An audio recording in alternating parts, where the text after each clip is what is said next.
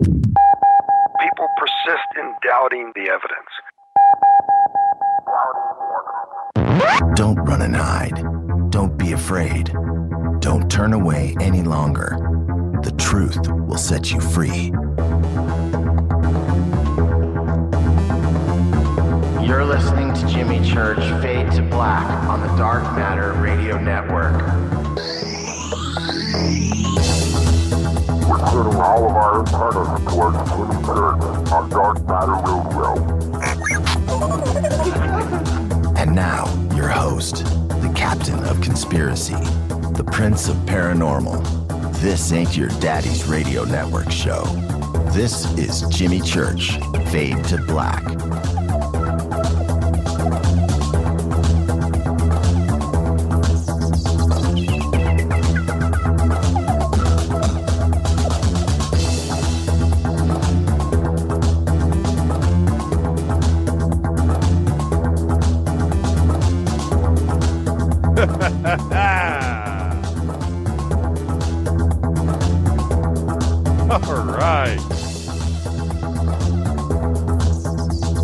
Loves me, my space boy.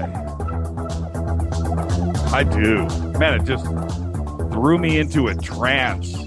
Forgot what I was doing.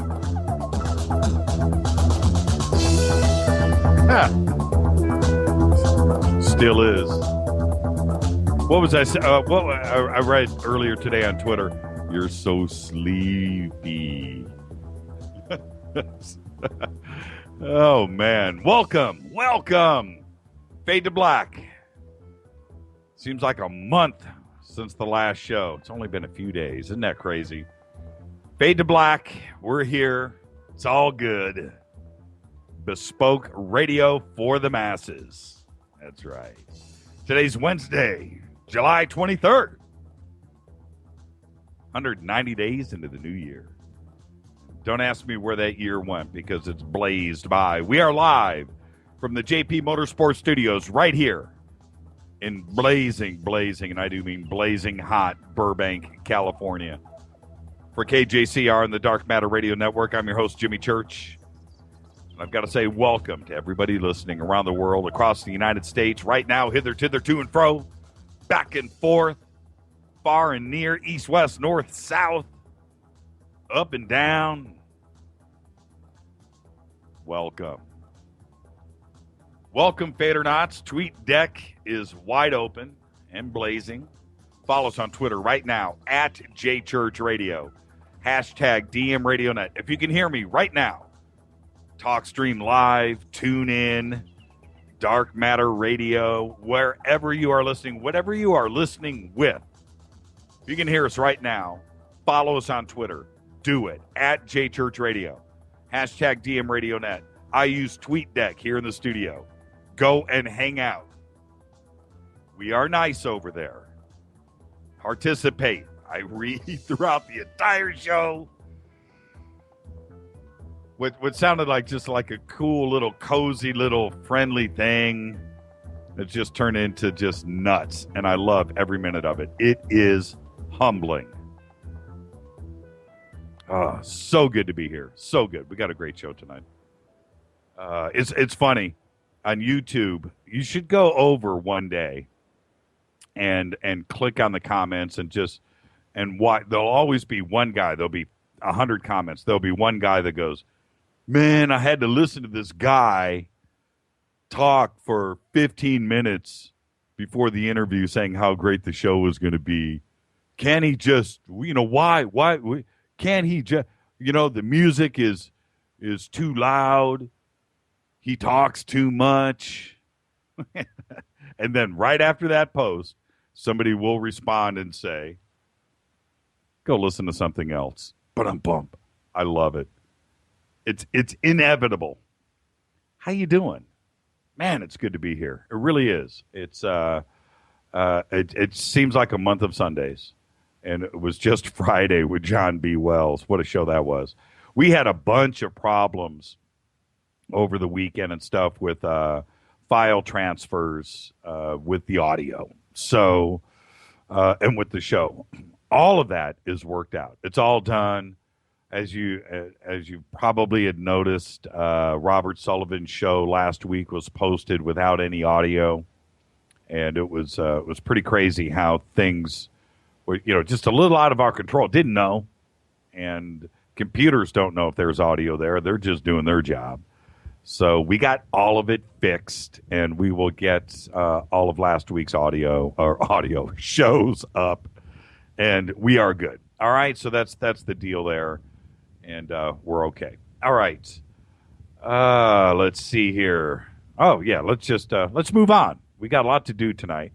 Tonight's Solaris Blueraven, and at the bottom of the hour, Wild Bill Church will be live with us. Wild Bill Church, my uncle. And we were talking about him last week and black helicopters. I was like, man, there's nobody else who's better than Uncle Bill. Let's get Uncle Bill on. And wow, I've got some strange noise in my line. It sounds like thunder.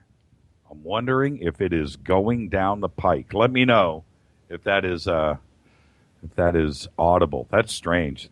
It's like thunder. Sounds like AC/DC. All right. Big salute to the proud men and women in uniform all around the world fighting the good fight for us. Without them, there is no me, there is no you, there is no us. I take this freedom of speech and this great country of ours very serious. Very serious.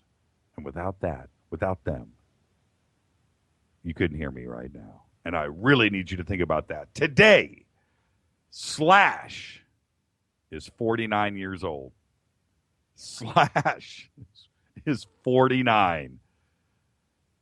You know what? I think that's an accurate age, though. I believe he's a year behind me. That's an accurate.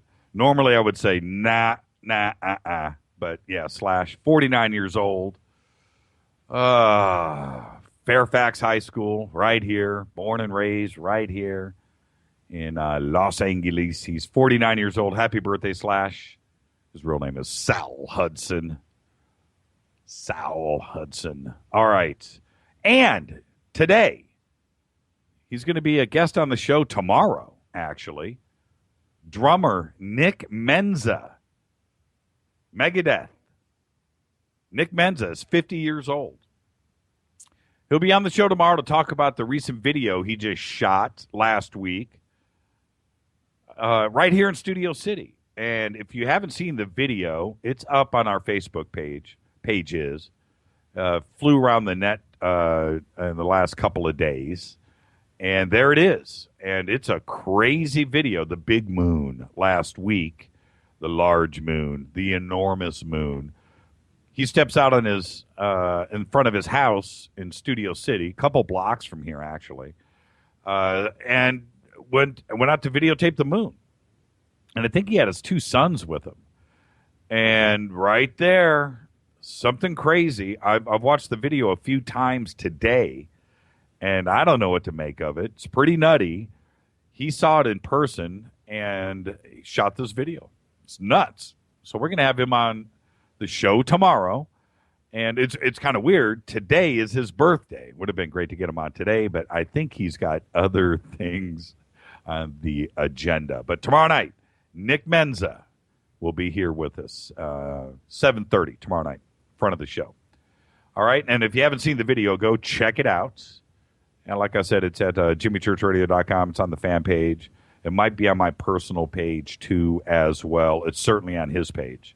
Nick Menza. I think it's Nick Menza. Crazy Nick Menza, something like that. Wild Man Nick Menza. Just search Nick Menza and you'll find it. It's a pretty crazy video. Like I said, follow us on Twitter right now at JChurchRadio. Hey, Lynn Lewis just checked in. Lynn. I just posted my picture of the Lynn Elvis mug. And that was in real time. I snapped that as we were going on the air. Steaming hot Starbucks. Follow us on Twitter at JChurchRadio, hashtag DMRadioNet, hashtag DMRadioNet. Come hang out with us. Download TweetDeck. It happens so rapid fire over here that you've got to have TweetDeck. Otherwise, you're clicking something else all the time. TweetDeck's cool. Follow us on Facebook, too, as well. Friend us over there, Jimmy Church Radio. YouTube is KJCR, Fade to Black.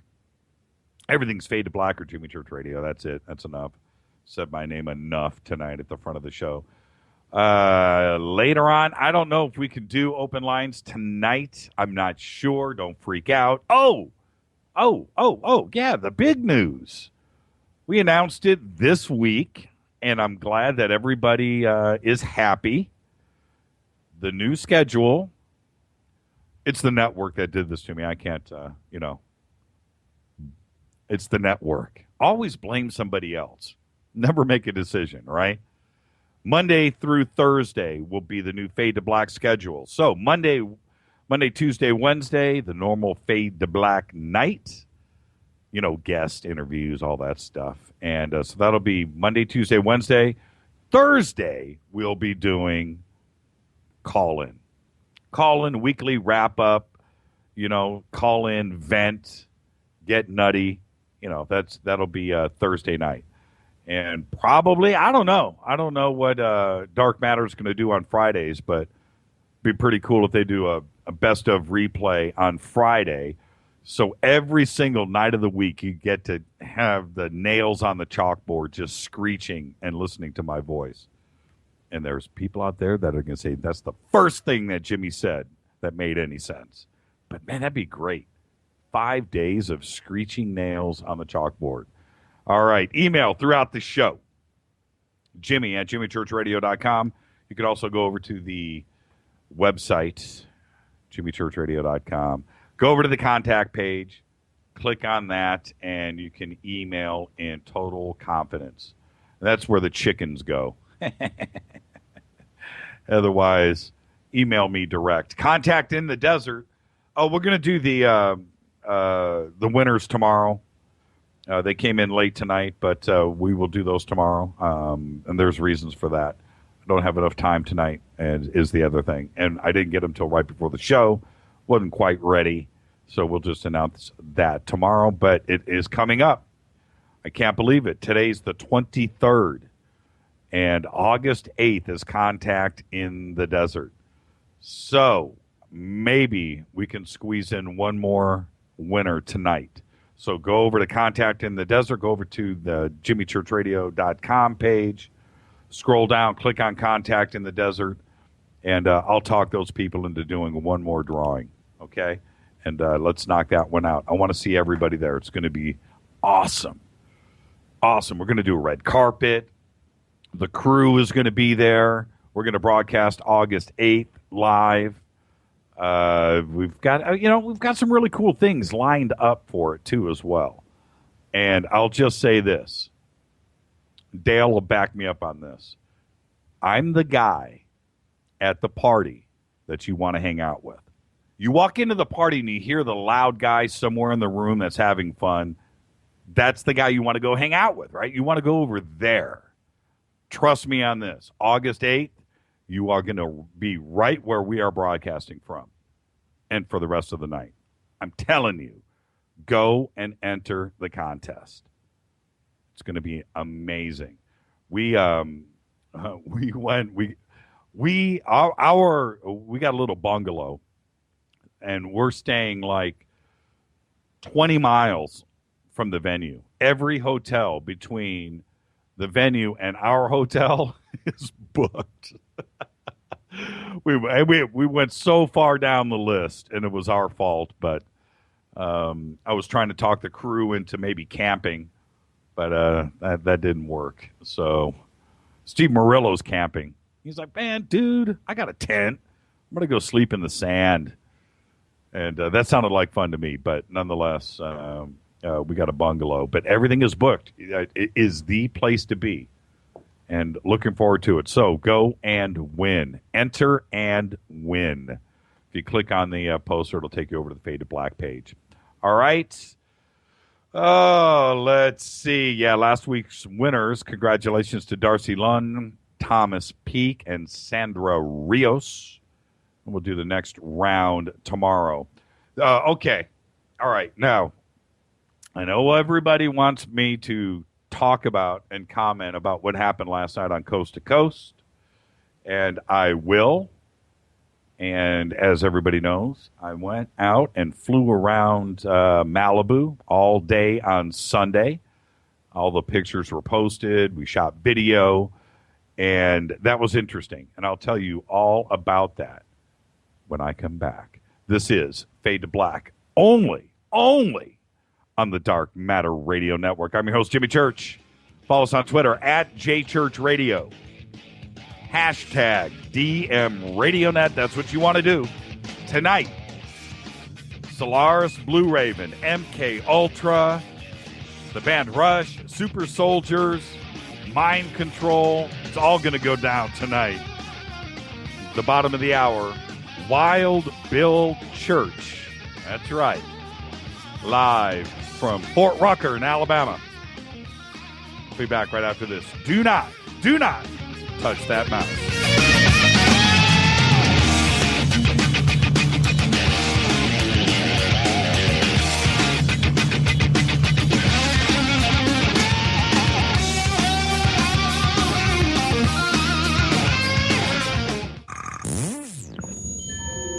You're listening to Jimmy Church Fade to Black on the Dark Matter Radio Network. What's up, revolutionaries? It's me, Jimmy Church. Do you have an IRS or state tax issue? Well, I did, and I called national tax experts. My problems were fixed, done, fini, and man, I got to tell you, it was a relief. National Tax Experts are a recognized tax office that services clients in all 50 states. It doesn't matter where you live. Give them a call. I'm telling you, they take the time to understand each and every client's individual financial status as well as their financial goals. And that's exactly what you need, my brother, when you're taking on the evil 3-letter. So, seriously, give them a call today at 1-877-909-5444. Again, 1-877-909-5444, or go check out their website, www.nattaxexperts.com. That's NATTAXEXPERTS.com. Tell them Jimmy sent you. This is KJCR at JimmyChurchRadio.com. On the Dark Matter Radio Network.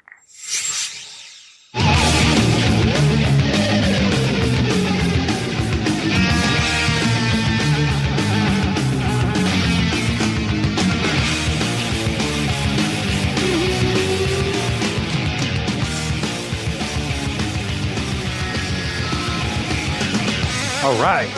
Thank you, Lynn. That coffee mug, you have no idea. Elvis and Starbucks all at once. This is Fade to Black, bespoke radio for the masses. I'm your host, Jimmy Church. We are only on the Dark Matter Radio Network.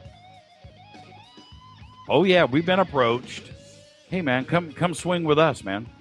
Nope. Oh, you can stay on Dark Matter. Just come on over. Nope. Only on the Dark Matter Radio Network. Shoot me an email right now to Jimmy@JimmyChurchRadio.com. I just got an email in. I'm not going to read it on the air. It wouldn't be right.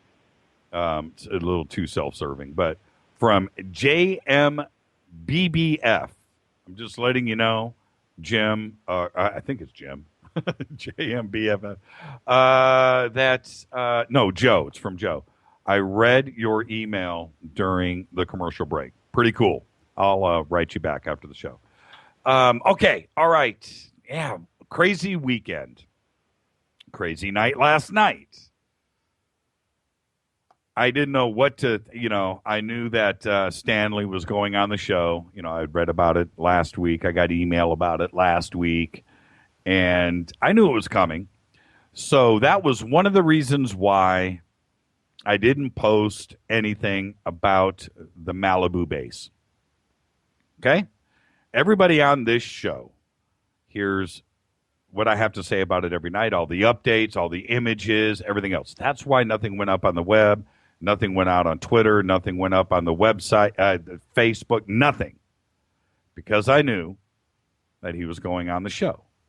And I didn't want, I just wanted to see if he had any other information that, any anything at all. And of course, everything that was spoken about last night was the information that we had published a couple of months ago.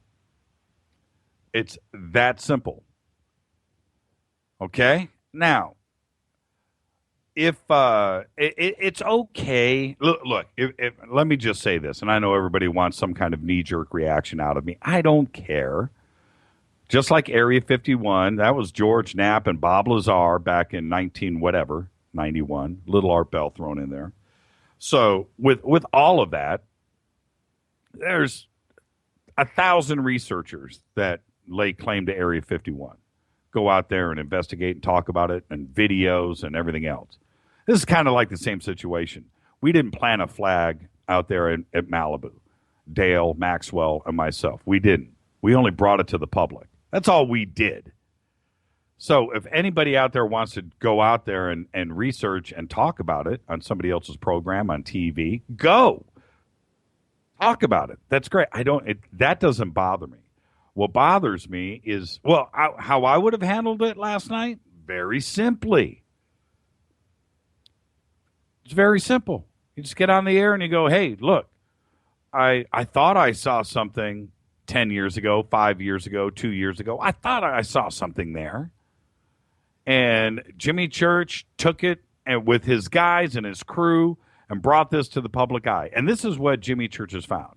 This is what Dale Romero's found. This is what Maxwell has found. This is what these guys are putting on the table for all of us. And then lay it out there. That's it. That's all. It's no big deal. Makes you sound legit if you do it that way. Like you've got no agenda. That's all. That's all I'm saying. Just do what everybody else does. So-and-so says this, and this. And I'm presenting this to you. I can't blame Coast to Coast for needing to talk about this. They have to. They're probably getting email all day long about this, and they have to respond. We all know that the last person on planet Earth that they're going to talk to about this is me, and that's okay. It's fine. It's totally okay. Who cares? Nori's going to put me on his show? Never. And that's okay. I'm fine with that. You just handle it, handle your business like a man. That's all. This was posted today on Facebook. This was on the fan page. It says, this is from David Michael Lowe. He says, some guy, and you know what? I'm just reading. I don't want to edit or censor. This is exactly how it was posted, so it's not me. Okay, but anyway, so some guy named Robert Stanley is on Coast to Coast AM right now, claiming he discovered the so-called Malibu platform years ago prior to Jimmy Church's discovery, but just didn't post it to the internet, which doesn't make any sense. So I wonder why Jimmy Church isn't the one on Coast to Coast AM, ? That's exactly what I'm saying. Coast to Coast has to put somebody on the air, whether it's a writer from Huffington, Lee Spiegel, whether it's that or this researcher, Robert Stanley, who has been on this show twice talking about the Malibu base. And everybody heard what in fact, Robert, he didn't, on the show, didn't really say what he said last night on Coast to Coast, did he? I don't care. It doesn't matter. Everybody's got an opinion. So, trust me, I'm not upset. Let Nori talk about the news. That's what he's got to do. And it's a subject that people need to hear about. So they're going to do it. They're not going to do it with me. So they got to dig up somebody, and so they're searching. God, we got to get somebody on. Anybody but Church. Anybody but Church on the show. Who can we get? Oh, well, we got this guy that looked at Google Earth once in 2009. Get him on the show. Well, okay. That's all it was. Okay? It's not that big of a deal. So everybody just calm down. All right? Everybody knows. You know what's funny? When here on this show, that night, that Wednesday night when we announced the Malibu base, that night and the week after that Tuesday night after that, when I went out to UPARS with Steve Murillo And Daryl Sims was speaking that night. And I presented there at UPARS. Just like I said on this show, and I said at UPARS, I said something very simple. You will not forget this night. You will not forget the one time where you were just at the right place at the right time and you heard something very, very cool. Well, you know what? That's tonight. And that's where it all started. It started here on this program, and it started at UPARS. That's it. That's the end of the story. So after that, if anybody else wants to go out and talk about it, research, do it. Now, this is the thing. I will say this. When you claim research, that means you do something. So if you're a researcher that lives on the East Coast and you want to talk about this, then you know what your slappy butt has got to do? You got to get on a plane and head west. Get on a bus at LAX and drive out to Dukes, and then get on foot and start walking up the coast. That's what you got to do to at least say that you've been there. Take some pictures. Sign your name on a rock and say that you've been there. Me, Dale, Maxwell, we've been doing stuff about this. And I went out on Sunday and I got into a plane and flew around the Malibu base and videotaped. Now, we shot some really cool video. Did we see anything? Sort of. Did we expect to see anything? Of course not.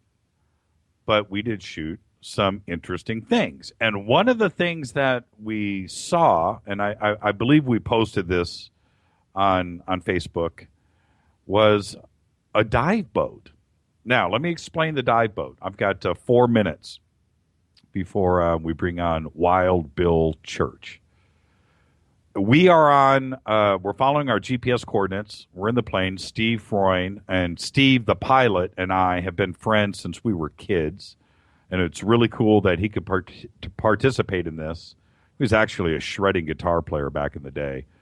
He says he can still play. I don't believe that. But anyway, he's a great pilot. And he was a pilot when he was 16, 17 years old. And he's a great pilot today. So anyway, what better than to have an old friend like that, Steve Freund. So anyway, we're in the plane and we're heading out and we're following our GPS coordinates and we've got it mapped out. And the edge, the southern edge, remember, the underwater anomaly, Malibu, is an oval. So just like an oval clock, if you're looking at the clock, 6 o'clock down at the bottom would be as far south as you can go at the edge of the base, where the entrance is, if you just go straight down, where the pillars are. That's 6 o'clock position. That's where we're headed on GPS. And we're cruising along, and I've got, and I'm videotaping and stuff, and he's like, okay, man, we're like a mile out. We're a mile out. We're almost on top of it. We're doing, 100 miles an hour, 120 miles an hour, whatever you do in a plane. And I'm looking out the window, and I look, and right there at 6 o'clock, according to the GPS, and is a big dive boat. I mean a big boat, like 100 foot. Big boat. In the middle of the Pacific Ocean. There isn't a boat or anything for miles. I can look to my right as we're heading out. I can look to my right. I see Wainimi. I see Magoo. No boats, no planes, no nothing. I can look at the coast, turn around, nothing. No boats, nothing. And right there, and I watched it as we flew over the boat. It was at that exact point on the GPS, to the foot. And I'm not joking. I thought, what is going, and then I stopped. I thought, cool. That means somebody's here, somebody's looking, and they are right on that spot. Let them dive. Well, it's too deep for them to dive to. But I don't know what they're doing down there. They could have had ROVs in the water. I don't know. But we circled. We did a couple of low passes. We went up high. We went low and shot a lot of video. So we will be posting all of that. But back to the researcher, Stanley, that was on Coast to Coast last night. He can't say that. Get off your butt and go and do something about it. Don't quote everything that we, it's just wrong. It's just wrong. That's an armchair researcher. So, and not taking anything away from Robert Stanley, but he could have contacted me and said, hey, you got anything new for me? I'm going on Coast to Coast. You got anything new? I would have said, yep, whatever you need, my brother. I'll give it all to you. That's all he had to do. That's it. It's no big deal. Don't even say my name. Just make a phone call. Do something about it. And with that, I am out of here. This is Fade to Black, Bespoke Radio for the Bath. Does that explain it? Hey, Ken, I see that. Too deep to dive. It's 150 feet. You're pushing the envelope. I'm watching your tweets. I'm watching my tweet deck. This is Fade to Black, Bespoke Radio for the Masses. I'm your host, Jimmy Church, only on the Dark Matter Radio Network. When I come back, my Uncle Bill. Stay right there.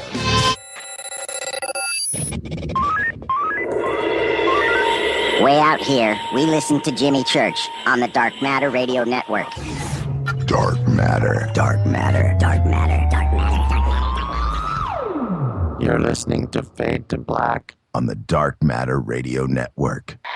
¿Qué tal, mis amigos? Yo soy Mario Carson, el tiburón, y los invito para que escuchen a mi buen amigo Jimmy Church Radio. ¡Claro que sí! Oi, oi, I'm Reese Evans. You're listening to Jimmy Church. This is Revolution. The revolution will not be televised. The revolution is on radio. Ciao.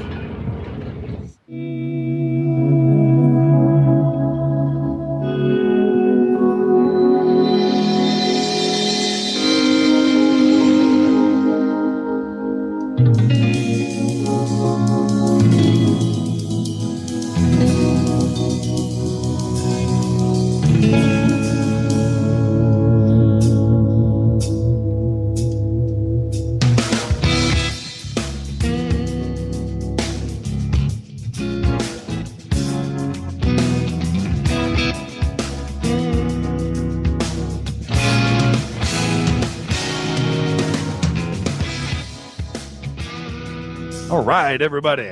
Welcome back. Fade to Black, only on the Dark Matter Radio Network. I'm your host, Jimmy Church.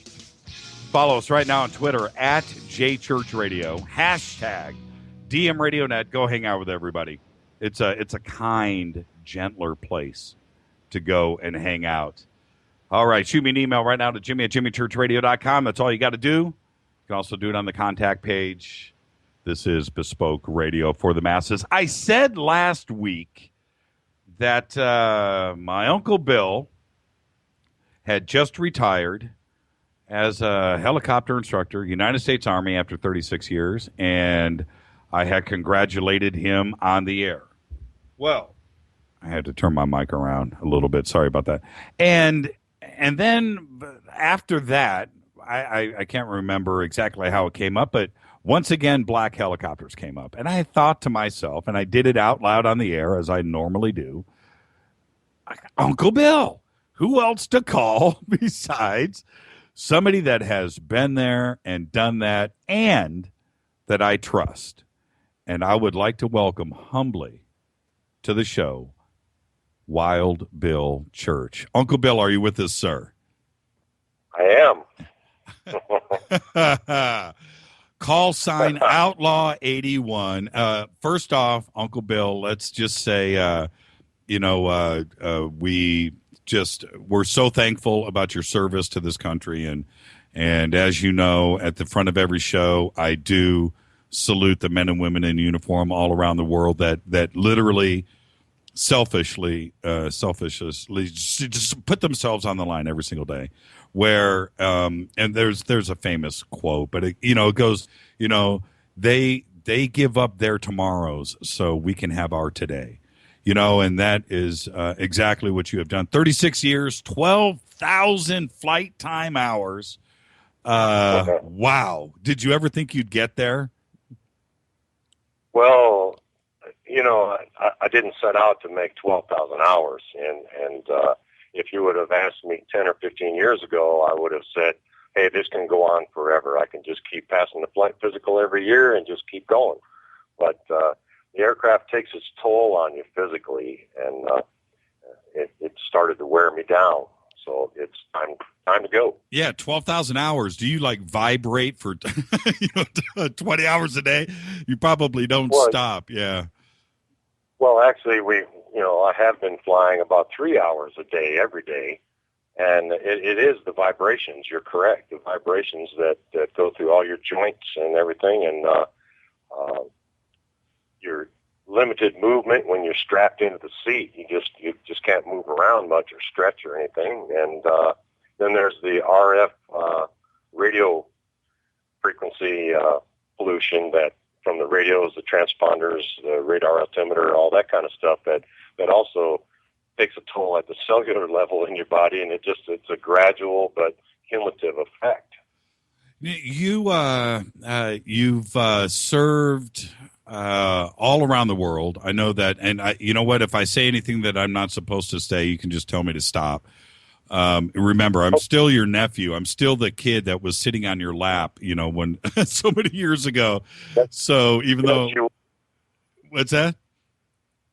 I said, yes, you were. is this? You've served all around the world, the DMZ. Of course, any conflicts or anything that went down in around the world, you were there. So I don't want to get into all of that. But the subject today, the reason why I'm saying that is I want everybody to understand what 36 years of combat training, serving as a helicopter pilot in the United States Army is. You are very aware and know what's going on. So when I called you this week, let's cut to the chase really quick. I'll ask you now the question that I asked you on the phone, which is, are there black helicopters and black helicopter programs going on right now on planet Earth? As far as my experience with the U.S. Army and even our special ops, we do have black helicopters. They're painted black, but they are our special ops guys that operate around the world. You never hear about them, but they do good things every day. When you ask me, they go 1 times away every day, but the helicopters are painted black because we operate at night. We own the night, and it's much better if you're flying a black helicopter at night. I mean, it just goes without saying. And then I asked you about tail numbers. Is it legal to remove tail numbers or serial numbers, identification numbers on aircraft? And so I'm going to ask you now, can you do that? Not as far as the Army is concerned. The tail numbers or the serial numbers of the aircraft are always painted on the aircraft, and they're approximately 8 inches high. However, they're painted in a similar color, a lighter color, possibly a gray on a black helicopter, or on the dark green helicopters, it's a black. So you can't really see the number until you get right up close to the helicopter. So from a distance, you're not going to see it. But we don't remove those when we go into combat as far as the Army is concerned. Now, there's other agencies like the CIA. They do their a whole different thing. It's a different world. That's a different paradigm. So I can't speak for that. And is inside of the United States, flying around with a black helicopter with a black serial number, which is that we understand we understand the intent, but it's that you can do that inside the United States as long as it's a government aircraft. Right, but we're not, the Army is not doing, even our special ops is not doing combat in the United States. They're doing training. Right. All their missions are overseas. And with, now a couple of other questions. And as you understand, you've heard the same things that everybody else had, which is, there's some UFO sighting somewhere, and then immediately after the sighting of the aircraft, there's, black helicopters and men in black show up after this. Have you ever heard about anything like this going on with the Army or any other branch of the military? No, not from us. Ever? Okay. And what about a rumor? Ever rumors about it? You're in the chow hall, and anybody ever just like tell a crazy story and you were privy to it? No. Most of those things you see it on different TV shows or specials, and if there are things like that going on, it's probably intelligence agencies. It's not the military. Now, there's one other question I wanted to ask you really quick before I let you get out of here. There's pretty good conversation and chatter in the UFO community amongst ufologists that over in Vietnam, that the North Vietnamese didn't have helicopters. Oh, well, in a general sense, I should say. But that whenever the United States Army or Air Force ever had a reference to a UFO, they would call it helicopters or copters in their reports. And I don't want to blindside you with anything, but have you ever heard anything like that? Is there any truth to that? I do not have any knowledge of that, of calling a UFO a helicopter or copters. Right. No, and you're correct. The North Vietnamese did not have helicopters per se. There were a few Russian advisors that flew around, in North Vietnam in transport helicopters. Right. But not. There were no combat helicopters like we had in South Vietnam. Right. Because in all of the Freedom of Information Act released documents referring to stuff like this from the Vietnam conflict, there is lots. Stacks of documents. Stacks. I could actually email a bunch of them to you, where they're referring to North Vietnamese copters, and that was the code word for UFO or something unidentified. But it's interesting that, not only you were there, but you've been in, the helicopter pilot for the U.S. Army for so many years that you've never heard of a reference like this, and I find that interesting. No, I haven't. And the aircraft that they did fly were jet fighters. Right. And they were all Russian-made jet fighters. So we were taking them on the MiG 15s, 17s, MiG 21s, things like that. Right. But they brought no helicopters to the fight. Now we're up against a break, but first let me just say this: thank you for your service to the country, and I think all of us out there, if everybody could come on right now, they'd say the same thing. Thank you for your service to the country. But are you going to sneak over to Fort Rucker one night, and like jump in for one last? I know you got maybe a duplicate set of keys stashed at the house. No, the security, all my security badges were turned in. I can't get near it. Wait a minute. So you don't have any ID? That's it? They took it all back? The security badges. I still have a retired ID card. Oh, that doesn't count. But everybody at the back gate. Come on. I do. and I probably walk up to one and touch it, but I can't get in there and go fly it because the keys are locked up in base ops. Oh man! So what are you going to do? Go ahead, Bill. That's a fast road to prison right there. So no. No, I'm in my third day of retirement today, and I spent it doing mowing grass and doing landscaping at my wife's beauty shop, if that tells you anything. You know what? I'm going to tell everybody a story, and I'm going to ask you if you remember this. But let's go back. We're going to go back to like 1968. Okay, we're up at your house, Grandma and Grandpa's house, up in Michigan, and I remember you and Uncle Phil. We were upstairs in your bedroom, right? And it's at night. And if you remember, there was a little attic door next to Phil's bed, right? That little 2 foot by 2 foot door. You know what I'm talking about, right? Yeah, that was the storage area, yes. Yeah, and you guys, and it was me and Mike, right? My brother Mike, and you guys told us this story. Phil, I think one of you or both of you had a flashlight, and you guys tell this story about the guy that lived in the closet and behind the door. Do you remember that? No, you bring it back.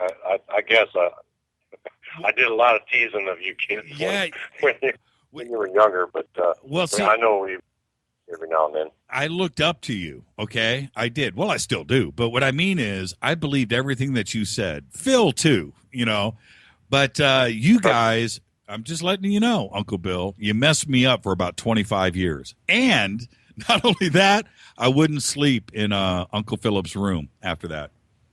No. You messed me up for life, and so there you go. And who would have thought that 40, 50 years later that you and I would be on the radio like this talking? And again, I just have to thank you for your service. It's pretty amazing to me, yes. That doing what I did it was actually 46 years because I was an enlisted guy for 10 years before I went to flight school. But it's the best thing that I've done in my life, and for 2/3 of my life. But all good things must come to an end, and so same with this. So. And your video is posted up on my Facebook page, and your last flight and hose down. So everybody go check that out, by the way. If you want to see my Uncle Bill get hosed down on his last flight, it's right there at jimmychurchradio.com. Thank you, Uncle Bill. I got a show to do, so I'm going to fly, and I'll give you a call tomorrow. Okay, great. I'll interrupt your retirement.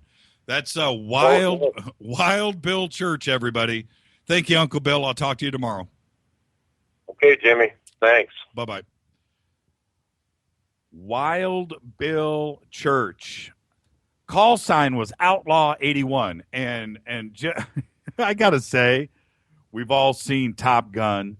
Who are you going to be, man? I want to be Iceman. That's it. Well, his call sign was Outlaw 81, Wild Bill Church. And it just means a lot to have him on the show. Unbelievable. So, yeah, you just heard it. 36 years, 36 years as a combat helicopter pilot, and 10 years enlisted. He was actually he was a cop. He was a police officer. So he was an MP. And there you go. Thank you, Uncle Bill. That was enlightening. And you have to remember what he just said, which was very interesting. The black helicopters exist. They do. From my Uncle Bill. This is Fade to Black, bespoke radio for the masses. When I come back, Solaris Blueraven. Everybody stay with us. Don't touch that mouse. Hi everybody, this is Rob Halford, the Metal Guard on JimmyChurchRadio.com. What's up? My name's Brian Taylor, Ninja Badass Extraordinaire, and this is JimmyChurchRadio.com. JJZR in your face. JimmyChurchRadio.com on the Dark Matter Radio Network.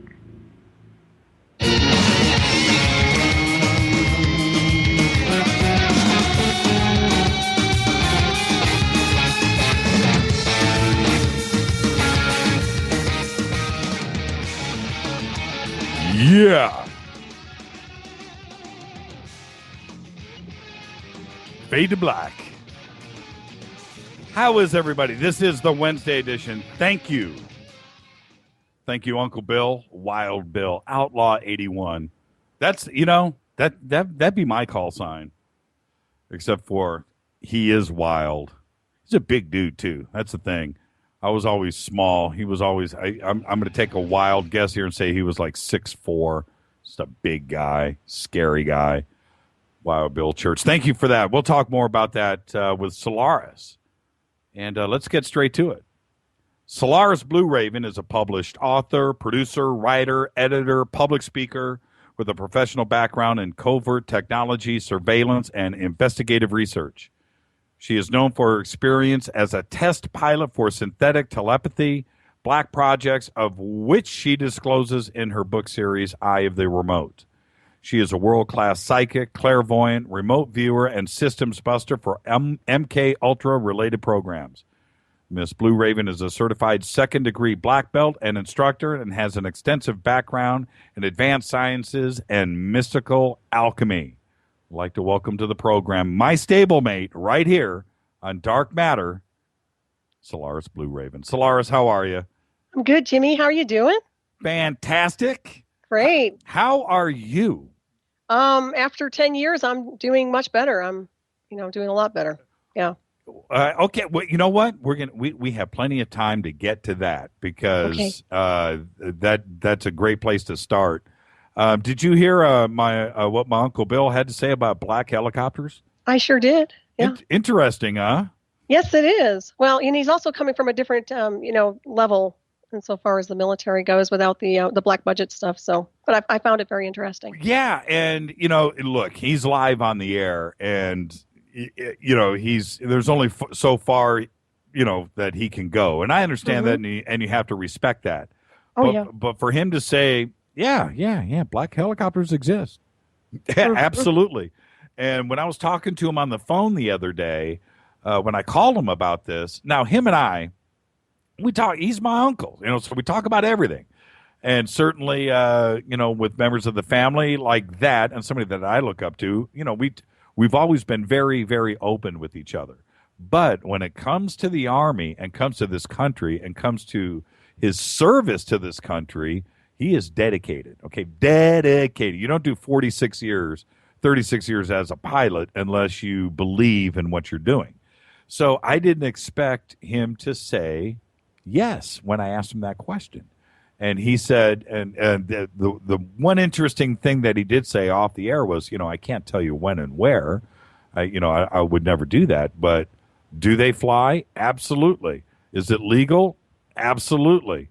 It's and are they doing well? The reason why they're black and you can't read anything is because you're not supposed to know. And that's the end of the story. And I was just in shock. I was floored by that. I was floored because I'd never heard, somebody that I, trust, if you know what I mean. Mm-hmm. This is my Uncle Bill. Oh, man. So how's your show doing? It's doing well. Your show is on Tuesdays, right? It is. It's on Tuesdays at 7 p.m. Eastern time.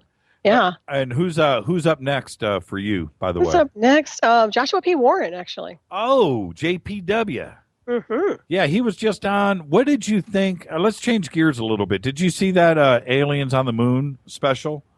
I don't think I saw it. Oh, you missed it. Okay, well, it was a couple of days ago on one of the channels, but it had Buzz Aldrin and the normal cast of characters on there, and Joshua was one of them. I thought he did an excellent job, and I was hoping that you caught it. Oh, I'm going to have to now. Yeah, it's an interesting take. I got a bunch of email about it. Well, now that you haven't seen it, my comments don't really mean anything because I think your input is more important. But my comments were via email and Facebook and stuff. It was good. But just like network television, they held back. It's like 50%. They don't, they don't want to put their cojones on the table. And oh no, yeah, they're going to candy coat it. You know that. Yeah, it's exactly what it was. Exactly. All right. So, what would you like to? I know where I want to go first. Is there anything that you want to jump into, or? I'm just wired for whatever you want to talk about. I mean, just roll with it. Okay, let's roll then. Okay.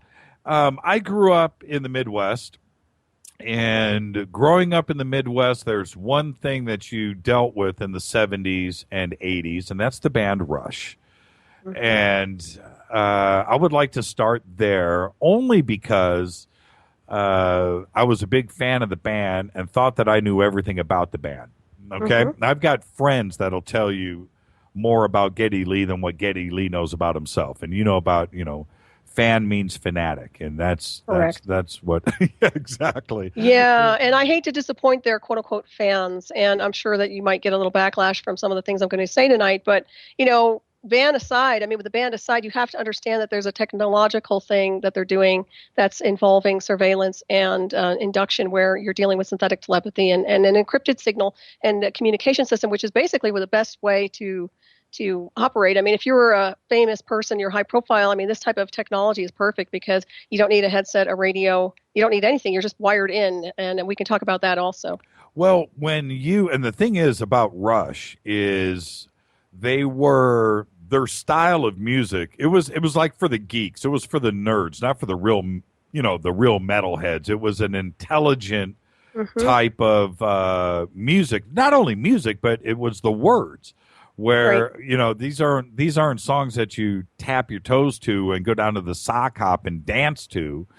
It's a different type of thing, and it was stuff that you were forced into concentrating on. Is that the right word? You want to get into the lyrics and stuff, and then after hearing what happened to you, and which I did, I've listened to all of your interviews and stuff. I soaked it up, Solaris, and I listened to it a lot, more than once, and then it causes anybody that knows anything about Rush to maybe step back and scratch your head and go, wait a minute, all of those songs make sense now. You know what I'm saying? Oh yeah, and hidden in plain sight. Yes, totally. Now, so let's start there. Let's back up a little bit. Before your involvement with the band went to another level, were you a fan like everybody else? Well, originally, I liked their music. Yeah, I did. And the funny thing is, I used to have correspondence with Neal Peart. Now, if we go way back, and I can pretty much lead you up insofar as how I got tagged with this communication system, but I started having contact with Neal Peart back in the early 80s. And the reason I did was because the people I was associated with at the time told me I wrote like Neal Peart. I'm a writer. I write poetry. I write music. I'm a flute player. So I was always running energy and writing poetry. And everybody said, well, you write just like Neal Peart. And I said, well, who is he? I didn't even know who he was. So they introduced me to Rush and the music. And then I saw that he was doing some kind of a drum solo contest. And so I decided to throw a few of my poems in there, just tongue in cheek, in my own little weird humor. And he wrote me a postcard back. And so we started a correspondence, which went on into like the 90s. Just, I'd send him a few poems and then he'd send me a postcard. But it wasn't anything weird or twisted. It was just like I had a lot of respect for him at the time because he seemed like a good role model for me. And I hate to say it, but when I was a young girl, and I was very young, he seemed like an okay person to, correspond with. So that's how it started with a quote unquote, what I would call a pen pal. Well, when you were reading his lyrics, and I'm talking about back in the beginning, and you were introducing yourself to the band and to Neal, as everybody should know, Neal is the principal lyric writer for the band. I don't know if he's written everything, but certainly most of it. Did you find a connection with your writing and his too, as well, as everybody was referencing? I kind of saw a parallel because we were both multifaceted, kind of analytical, spiritual. There was a side to him that I had a resonance with, and that's why I figured he might enjoy, my work, my poetry. So I wrote it in and just kind of, presented those samples to him. But I would say mine was a little more esoteric, a little more consciousness-oriented, spiritual-oriented, and his was a little more transhumanism-oriented. And now that I look back, after I've been integrated into the communication system, I can tell you that everything he writes about is about the signals intelligence program. It's about communication system with this type of psychotronic hardware that's designed to interface with your neural circuitry and basically in real time to a point where you're having synthetic telepathy with a live handler in real time and an artificial intelligence design. And this is provable technology, by the way. Dr. Robert Duncan is one of the designers to this. So you can read his books. He has quite a few out right now. I think he has one called Taming Your Demon, but I don't want to go backwards on you. So just go ahead and roll and let me know what you need to ask. And yeah. Well, you see, like I said, when you look back and it's the not the titles of their albums, Signals, or, and the subject matter about, a one world order, new world order, controlling population, mind control, computers, communication, all of that is there. And like you said, it's hidden in plain sight. And you go back now, I did, and I went back and referenced a bunch of their lyrics. And like I said, I'm a huge Rush fan. And well, certainly of the old material. I haven't kept up in years, but it was a shocking thing to me to see the connection. And what happened now? So you go, did you meet Neal at this drum off? Was that the next step? He basically would correspond with a postcard. I had several postcards. I actually burned them in my cauldron after the induction, but I had several postcards that he sent to me after I would send him poems. So we basically kept in touch. It wasn't all the time, but he would always shoot me a postcard if I sent him a poem or something here and there. And this went on into the 90s. And what happened was I stopped communicating with him. I had moved on. I was starting to do my own thing and my own spiritual work. And, when you just grow up and evolve, you start to go into your own realm and you kind of detach from other people. That's pretty much what I had done.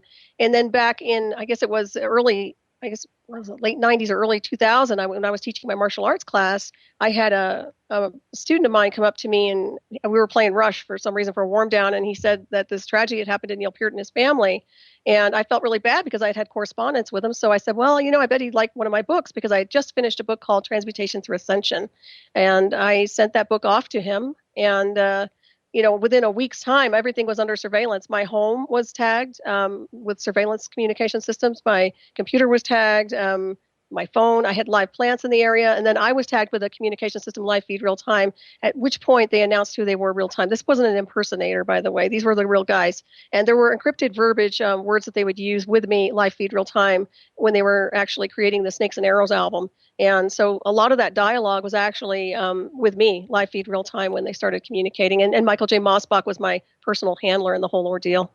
And let's back up, because I want to talk about Mosbach in just a second. But what was the first indication that there was communication going on and surveillance? Okay, well, the first thing that started happening was I could tell I had people calling my phone. It was when I first had a cell phone, and I didn't have a cell phone for years, and then I finally get one, right? And of course, I would get these phone calls that were kind of cryptic, and it was almost like plants would call my phone, and they would have the wrong number, but they'd want to talk to me. And then I'd have physical people show up, and then my computer started having a surveillance done on it, where Mosbach was starting to do key logging and things like that. And then they started hitting me with psychotronic hardware. And of course, a lot of this technology is satellite driven. So what they'll do is they'll tag your electromagnetic field, your neural circuitry, and they'll interface it onto their communication system in an underground. And the underground is based on artificial intelligence, a real handler, a programmer, and a communicator. And of course, Michael was also there in real time communicating the data, of which we confirmed, by the way, in person. So this is like all credible data. It's mind blowing, I know, but. What was the first communication? Do you remember what that was? Yeah, I do remember. It was almost like they were putting me in some kind of a trance. I do remember that. They were literally taking over my vitals and my physical body, but then they kept saying, I am interconnecting in your world. You are interconnecting in my world. We are interconnecting in our world. And then he'd go into a 1, 2, 3, and they'd pull me into this thing. And then all of a sudden I would be like interfaced live feed real time with a communication system. And Michael J. Mosbach did announce himself, and so did Neal. And the rest of the members were involved. I know Geddy Lee was, and I know Alex Lifeson was, and with different aspects of the technology, because a lot of them were there in real time live feed with their own personal influence on what was happening to me internally. How did Michael Mosbach reveal himself to you the first time? Oh, he told me who he was, point blank. He said Michael J. Mosbach. And the interesting thing was I had no idea who this guy was. I never knew his name. I didn't know anything about him. I remember hearing him live feed real time, and he told me who he was. And later on, when they told me to go to a place of my choosing where they could get to me, and I went to Maui. From Superior, Colorado to Maui is where I went. And then Michael J. Mosbach showed up in person. But he used to leave me phone mail, voice messages on my phone on Maui and say, hey, it's Michael, call me. I had no idea who he was. I was that traumatized in the communication system, because you have to understand, when you're being hit with this program, you're getting visuals, forced visuals. You're getting sexually remotely assaulted, physically abused. I mean, it goes from level A to Z. I mean, literally you get everything. It is very hard to multitask and function as a regular person. I will say that some of the things they're doing, it's an EEG heterodyning. I don't know if you guys know what this is or not, but what it is a mixing of the minds. They use encrypted signals. They're mixing two signals, and they can clone other people's thoughts into the mind of the target, which is what they did with me. And also they use the synthetic telepathy because I'm naturally telepathic. So all they had to do was hijack that wave of energy, interface it onto their communication system and artificial intelligence, which they did, and create a brain template. And I know I'm talking fast, and just shut me up when you need to. Well, you can bring it down to about 50% if you can. I'll try. It's hard. It's really hard. That's okay. That's okay. Who is Michael J. Mosbach? Well, Michael J. Mosbach was the director for the security and surveillance for Rush, but he's also Neal Peart's right-hand man. So, in other words, he's his ghostwriter, and he is the one who's been interconnected with Neal Peart live feed real time with this communication system, which is based on artificial intelligence and synthetic telepathy, which means they don't need a headset, a radio, they don't need anything. They have live feed real time communication system going on, and it's perfect. I mean, it's like high-tech Secret Service stuff, with special clearance. What's and I'm watching the Twitter feed. Jimmy, sure. Tell her to slow down. Okay, so that's okay. We have all night, Solaris. Right. So let's just get comfortable. What is the intention of this, and why would they do this? Right. Well, I think obviously I was a good candidate for what they wanted me to be run through personally. I mean, at the time they hit me, I had a professional life. I was married to a land surveyor, and I was making maps. I'm a topographic map maker and land surveyor also. So I was in the field a lot with my husband, teaching martial arts, writing my books, doing healing work. I had it all going for me. I had a perfect, happy, wonderful life. And they interfaced me onto their communication system. I believe it's because I'm very wired psychically, naturally. Right. And so that all they had to do was hijack that neural circuitry and my psychic abilities and interface it onto their technology, which worked. I mean, it works very, very well. The problem I had was that it was abusive. They were using it to control and manipulate me. They were trying to brainwash me. They were trying to tell me that this isn't my name and this isn't my birth date and this is. And I can get into specifics of who they wanted me to be, which was even twisted and distorted. So, I mean, it was really weird. But at the time they hit me, I was so traumatized. I mean, when you get hit with this program, you go into shock. First of all, it shocks your system because your body's getting taken over remotely. You're interfaced in synthetic telepathy, live feed, real time with an artificial intelligence, but you also have a live real time handler. And that person's talking to you and interrupting you as you're trying to speak. And every time you say something, they'll try to counter it quickly, which is one of the reasons I talk very fast right now. Okay. Okay. Are they talking to you right now? No. I have an anomaly signal that was measured by Steve Colburn, who worked with the late Dr. Roger Lear. Absolutely. So that, I'm wired I'm big time wired. Yeah. Okay. So let's back up another step. Okay. Is there anybody else that they were ever communicating with that you know of? Insofar as an agency goes? Like, the same communication that was happening with you. Oh, yeah. Oh, absolutely. Well, I know for a fact that Neal Peart's previous family, Selena Taylor, was taken out by this program, and I'll say that point blank, that the communication system, he used to call her his not-so-human child. Yeah, I know why, because she was inducted into the program, which basically turns you into a robot. And he's actually interfaced. He used to say that he was schizophrenic. He actually came forward in an interview one time and said he was schizophrenic. And let me tell you, this type of technology with the heterodyning can actually simulate a schizophrenic brainwave pattern. If they were to measure it on the EEG, it would look just like that. That's how good they are with this technology. Well, so the good thing about you talking so fast, we'll get 8 hours of programming in 90 minutes. True. Now, who did they want? Let me back up. Did you communicate with her? No, I didn't know who she was. I didn't know anything about Selena Taylor. As a matter of fact, I made it a point not to research Neal Peart's family. Even when I had communication with him back in the 80s, I really kind of stayed out of that illusion. I didn't want any part of that. I just kind of send my things to him, and then he'd send me a postcard back. But I didn't really pay attention to his personal life, his lifestyle, where he lived. I didn't care. So, I mean, I wasn't a groupie or a fan. I'm just a musician. I'm a writer just like anybody else. I just happen to be a female, Right. So that's pretty much where that is. But insofar as her, I never knew her, but I do know that they were trying to program me into accessing her. If that sounds strange, I don't know what else to say. They kept telling me I was Selena Taylor. My birthday is April 22nd. And I said, no, that's not my name.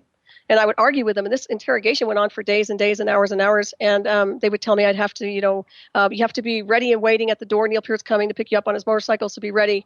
And what they meant by that was being picked up through the communication system and taken on a tour around the world with the band live feed real time. It's not like he physically shows up it's what they're doing with me with the communication system. You went very public with this. I did. And in going public like this with a band like that, were you contacted by anybody else that was going through the same situation with the band? I had a few people that contacted me just a few years back, and there was one woman who had a cousin who worked for the band that was that she suspected had died under suspicious circumstances, and she had cancer. She said that she had some kind of mutilation going on, and she believed she was victimized by the band in some way. I don't know, and I can't confirm that. There was another person that contacted me and said that there was another gentleman, I guess, who introduced Neal Peart to his handler wife now, who's Carrie Nuttall, who's also involved in the assault, by the way. And apparently he died a few years ago in an accident. So I think that there's no such thing as accidents with this type of technology. I will tell you, and I've mentioned this in my interviews in the past, when I was first getting hit with this program, that made it very difficult because they're taking you over remotely to even drive a car. I almost went off the road several times. They were literally trying to take me out. I kid you not. It's that aggressive, this type of a program. When was the last time you talked to Michael Mosbach? I haven't talked to Michael J. Mosbach since 2006 when I testified in the courtroom, and he turned his back on me, and it went down that way. He's the one that suggested I talk to the magistrate to begin with, and talk about this whole thing. So basically we don't talk to each other. That's it, But the bottom line is he is a guilty party, and these people basically they just got away with the crime. That's the bottom line. Let's talk about the trip to court. Okay. So let's just start there. Tell us about the beginning of it and what was the intention. Okay. And let's go through the whole story because it's fascinating. It's really wild. Well, originally when I was on Maui, and Michael came out the first time out there with another guy who I suspected was some kind of an agent. I don't even think they showed me their identification. Well, I knew who Michael was, but this other guy, I don't know who he was. But anyways, they talked to me for a little bit, and Michael showed me some emails I had sent to him, and all the emails that I sent to Michael were based on the communication system live feed real time. In other words, we were validating what we were communicating through the technology through this email. And he was highlighting stuff. And then he was saying, he just asked stupid questions, really wouldn't make any sense. And at the time, I was so interfaced with the communication system that a lot of things he would say to me, I wasn't even registering at the time. But to make a long story short on there, I was on Maui. We met. He asked how he could help, and basically said he would do whatever he could. And he stalled, basically. He was stalling the whole time. The whole time they were running these programs on me and integrating me into this communication system and just stalling for time. So right before I left from Maui to Colorado, I decided I wanted to go back home to Colorado because that's basically my home. And I called Michael. And what's really strange about this is I called him up and I said, Michael, I don't know what to do anymore. And I said, and he goes, what? There was this long pause, and he's like, well, we'll come to LA. And I was like, why the hell would he ask me to come to LA? But I didn't. I went back to Colorado. And when I went back to Colorado, for some reason or another, I think they found it more threatening. And at that point, Michael came out to Colorado, and he texted me and said he wanted to talk to me, and he did. So he met me over at a house I was at. I was renting a room out of a house over here in Louisville, and he shows up with Geddy Lee's relative, Brian Lee, and another guy named Kurtz. And they basically show up like they're just little buddies. Oh, nice house and blah, blah, blah. And, acting like they're all my best friends.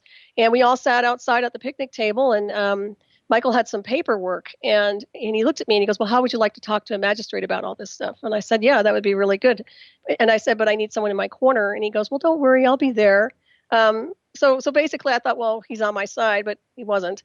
Anyways, he handed me the paperwork, and I looked at it and I said, well, you're setting me up. I'm not signing this because it was a temporary restraining order of some kind. And I don't even know this stuff because I'm not, I've never gotten in trouble with the law. I'm actually just a really clean person. Mm-hmm. I mean, these guys tainted the hell out of me, but honestly, I've always lived a really good life. But so anyways, I told him he was setting me up, and he looked at me, he leaned over and said, I'm in your head.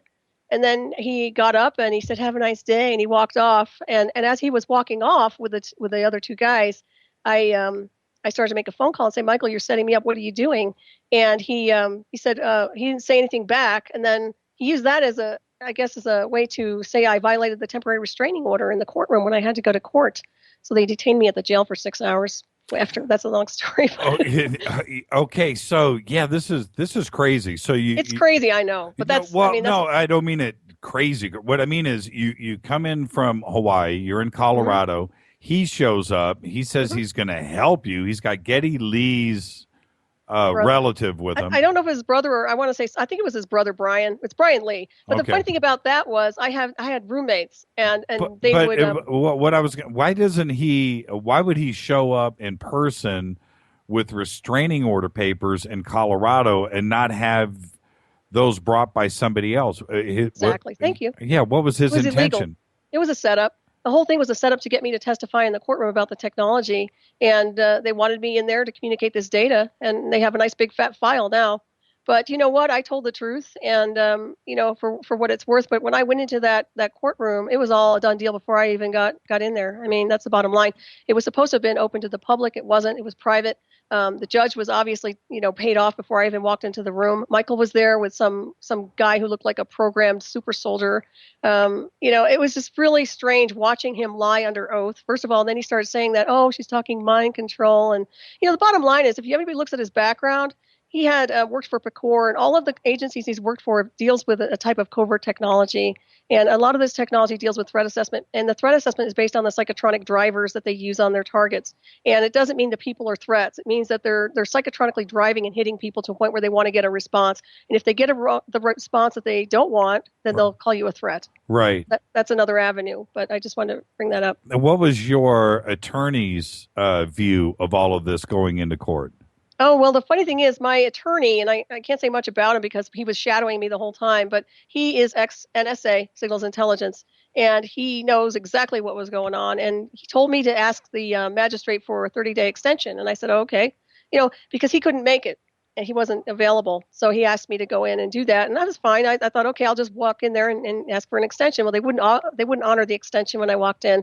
And Michael said, she's just stalling for time. And, but the funny thing is, a long time ago, it was like a few years before this testifying, it was, I guess maybe it was 2005, I had been bothered by them so much because I couldn't sleep. I mean, they would literally disrupt your sleep patterns to a point where they're keeping you up all night through dialogue and communication. And it's real-time live feed, mind you. This isn't just an auto-response feedback.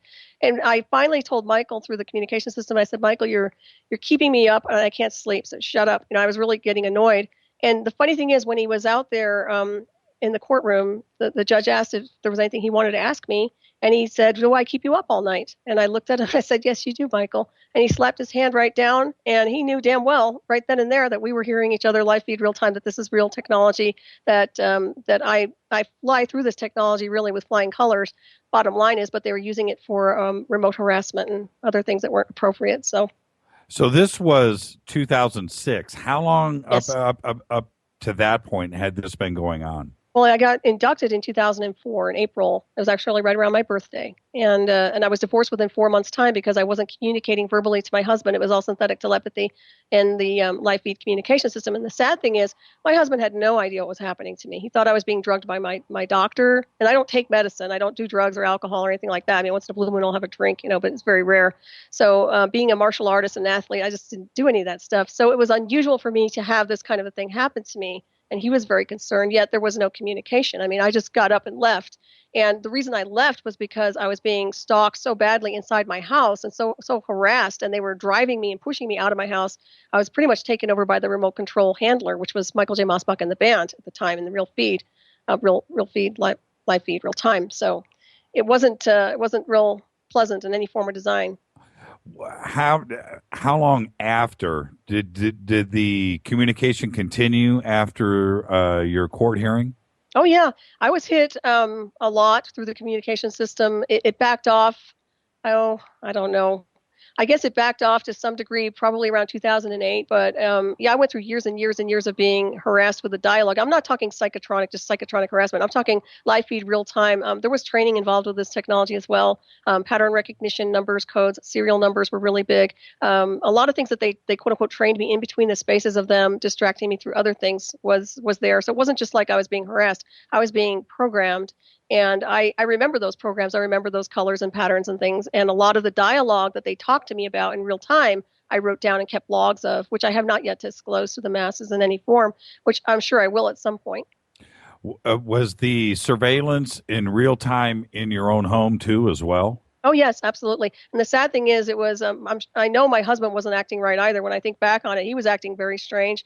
I had a stepdaughter living with us in the house, which I'm sure was affected to some degree. As a matter of fact, she had contacted me on Maui and, I know she missed me because we were really close. I mean, I raised her since she was just a little girl. So she would send me a letter and say, I don't know what happened to you, but I remember you staring out the window and you wouldn't talk. And she asked me what had happened, and I tried to explain to her about the technology, and I sent her a book and a copy of the DVD. It's really tragic. The sad thing is these people took my life away, and I could never get that life back. I mean, they erased everything and tried to reprogram me into somebody I was not. And I can't tell you how detrimental this stuff is to your body because it fries out your brain. I mean, seriously, I mean, people think I'm really together, and I am because I had to be. I had to go into overdrive to handle this technology, but it doesn't mean it's right. It's such a mind-blowing story, and the communication as it started to die down in 2008, was there like and I don't mean to be cavalier about this, but I mean, was there like a sign off? Was there a goodbye, or did it just like trail away? No, that never really was a goodbye, but I will tell you I have anomaly signals, and I will tell you now and then I get a feedback. And what he writes about, Neal Peart writes about a feedback, by the way. That was one of the albums they started in 2004 was Feedback. He wrote it all down in crypt. You just have to kind of look at it. There were things that they said to me, conniption, and I believe I mentioned it in other interviews, but the word conniption was used in the Snakes and Arrows album when it says credits to, it says conniption, brought to you by conniption, and things like that were written in code so that we all knew and understood it. But in answer to your question, I still have residual feed. It's not like I'm hearing the communication like it was. I have an anomaly signal which bounces to music on the radio. It bounces. It interacts with all sorts of wind and elements. It's very strange. And originally, when I was first hit with this communication system, what they did was, I don't know how familiar you are with Merkaba signals, but I talk about the Merkaba because it's based on higher consciousness and spirituality. And what it is that if you meditate a lot, you'll amp up your electromagnetic field, your aura, your four-body system to a point where you have a beautiful signature and signal, which is based on a universal consciousness design, not an artificial design. So what they did was they mapped that signal when I was meditating and interfaced it onto their artificial intelligence and then encrypted it with a different kind of signal. So now I have something that bounces around. And actually, Carrie Nuttall wrote a book called Rhythm and Light. And if you ever, you can look at it and take it one way, but after where I've been with the communication system, that's exactly what it is. What the signal they inducted me into was just like that. That's exactly what I have now. Now I'm going to ask questions just for me, if you don't mind. Okay. No, not at all. Were you, could you talk to Neal directly? I talked to Neal only. No, I mean through your communication system. Oh, yeah, but absolutely. I mean, you could just reach out and go, Neal, what's up?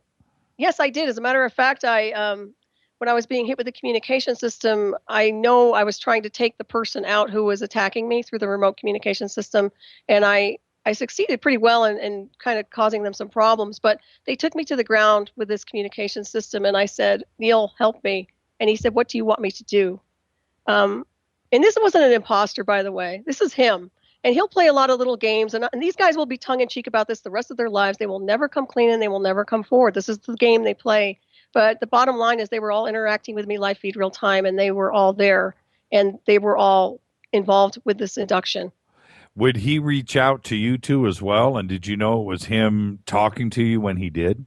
And I'm talking for everybody out there. We're talking about Rush, Neal Peart, and communications that were going down between Solaris and the band, specifically Neal Peart. So when I say he, we're talking about Neal. So anyway, so he would reach out to you, and how would that come in? Would you just know that it was him right away? Was I guess what I'm asking, was it his voice that you heard? Some of it was his voice pattern real time, but actually he played a drum solo through my entire body through a live concert, which put me in like this animatronic space. And that was real time, live feed, real time stuff that they were doing. They also did guitar solos and things like that.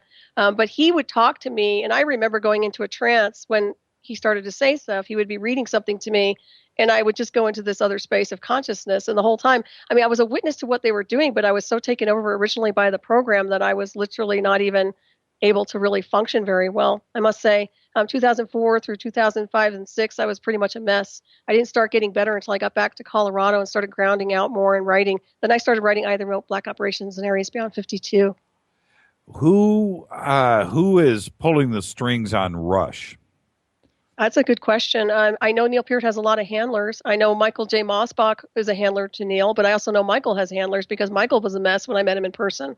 I mean, he was a scatterbrain. And when I asked him about the hearing, we call it a hearing, a special hearing is what we used to talk about. And he confirmed he had a hearing like mine. And then he said, well, I take Xanax. And he's telling me he's taking all these meds to help himself. You know, the bottom line is this is a technological thing, and people need to understand that. Now, I'm not sure why they don't disclose who their operators are. It's probably some kind of a contract thing, or maybe they're afraid of losing their families or their income. I'm not sure what that is. And that's why what I did was I backed off after the whole incident with the court. I knew that the system wasn't skewed for me as a victim, and it wasn't going to help me. So I just started writing the book and putting the details in the book, putting the documentary out, and just going fast forward with my life and trying to get some kind of a life back, because that's all I could do was put the truth out. But they shoved everything under the carpet, and they got away with it unbelievably well. Well, surely Rush wouldn't be the only band that is doing this as well. Have you heard about any other bands out there that are being manipulated like this, who are manipulating themselves? You know, I don't know offhand, but I suspect that this is a technology where, like I said before, you don't need a headset, you don't need a radio, you don't need a cell phone.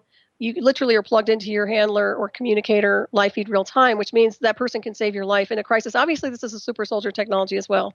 This is something that will save your life on a battlefield, without a doubt.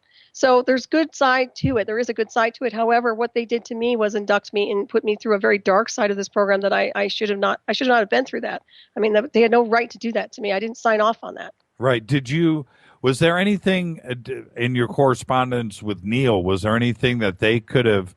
I mean, what do you think tipped them off to you? I guess that's the question, for them to specifically know that you were the one. The only way I can think is, I sent him a copy of my book, Transmutation Through Ascension, and that is what seemed to have triggered the whole thing, the book. And it's a book on spirituality. I mean, it shouldn't bother anybody. If you don't like a book, you just pass it on to someone who does, right? I mean, that doesn't warrant going after somebody with a psychotronic hardware or this type of a technology. So it doesn't make a whole lot of sense insofar as why they picked me, but that's the exact same thing Michael said when I met with him on Maui. He looked at me and said, why you? And I didn't say anything. I literally, what kind of answer can I give him? I mean, you guys picked me. I mean, that's really what it boils down to. I was a good candidate for the technology. I knew how to handle the technology. I didn't flake out under the technology, but my body did shut down and go into trauma for a while. But I was able to navigate with the synthetic telepathy, and that's a big deal. That's a really big deal. And if you look now, DARPA's real big on synthetic telepathy. The military's contracted with synthetic telepathy. So I can ride that technology very well. We're going to get to that in just a second. Okay. We'll take a break here in a few minutes. But before we do that, do you think that there is anything subliminal in the albums themselves for fans that are listening? You know, you got your headphones on, the lights are down, you got the new Rush album, and you're listening. Is there anything that is any messages that are hidden there, or is it done, outside of that? Well, I believe that they put a lot of it encrypted in their music. I also know that when they remaster something, and if you take a look on the internet, these days, and look and see, you'll see that they've remastered quite a bit of their own material, and they're taking the forensic imprint off. They're taking that signature that would be detectable through like if you were to analyze it. Right. They'll be taking that off. So and Michael's really a master with forensics. I mean, he's really good with cyber forensics, cyber technology. So he'll be in there, cleaning everything out and not leaving any type of residual imprint. So originally I would say, the older albums would have something in there that you'd probably be able to detect, but the new ones are probably going to be a little bit cleaner, especially now. All right. Yeah. Let's take a quick break. Okay. And, 2-3 minutes. Let's take a quick break. And then when we come back, let's jump right into Super Soldiers. We'll do, we'll get in MKUltra at the top of the hour. So anyway, all right, stay with us, everybody. I'm cueing the music. My music won't cue. I don't know what's going on. Solaris, it's mind control, man. See, this is the deal. Isn't that trippy? Okay, let me try to do this again. It took a little focus. Okay. All right. We're talking with Solaris Blueraven. This is Fade to Black on the Dark Matter Radio Network, bespoke radio for the masses. When we come back, follow us on Twitter, by the way, @JChurchRadio, #DMRadioNet. When we come back, we're going to jump straight into Super Soldiers. And you know what? There's nobody that knows more than Solaris Blueraven. Stay with us, everybody.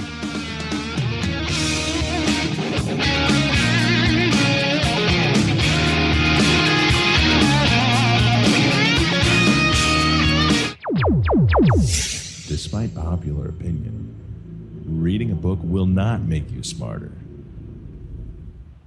But listening to Jimmy Church will.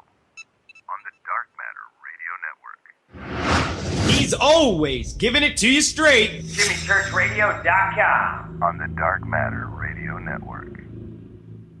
Erica, Brittany, Gabby, and you're listening to JimmyChurchRadio.com.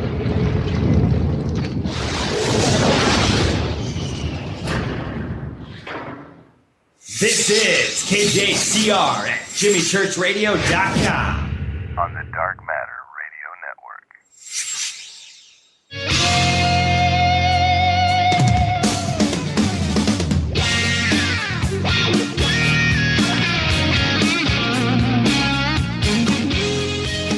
All right, everybody, welcome back.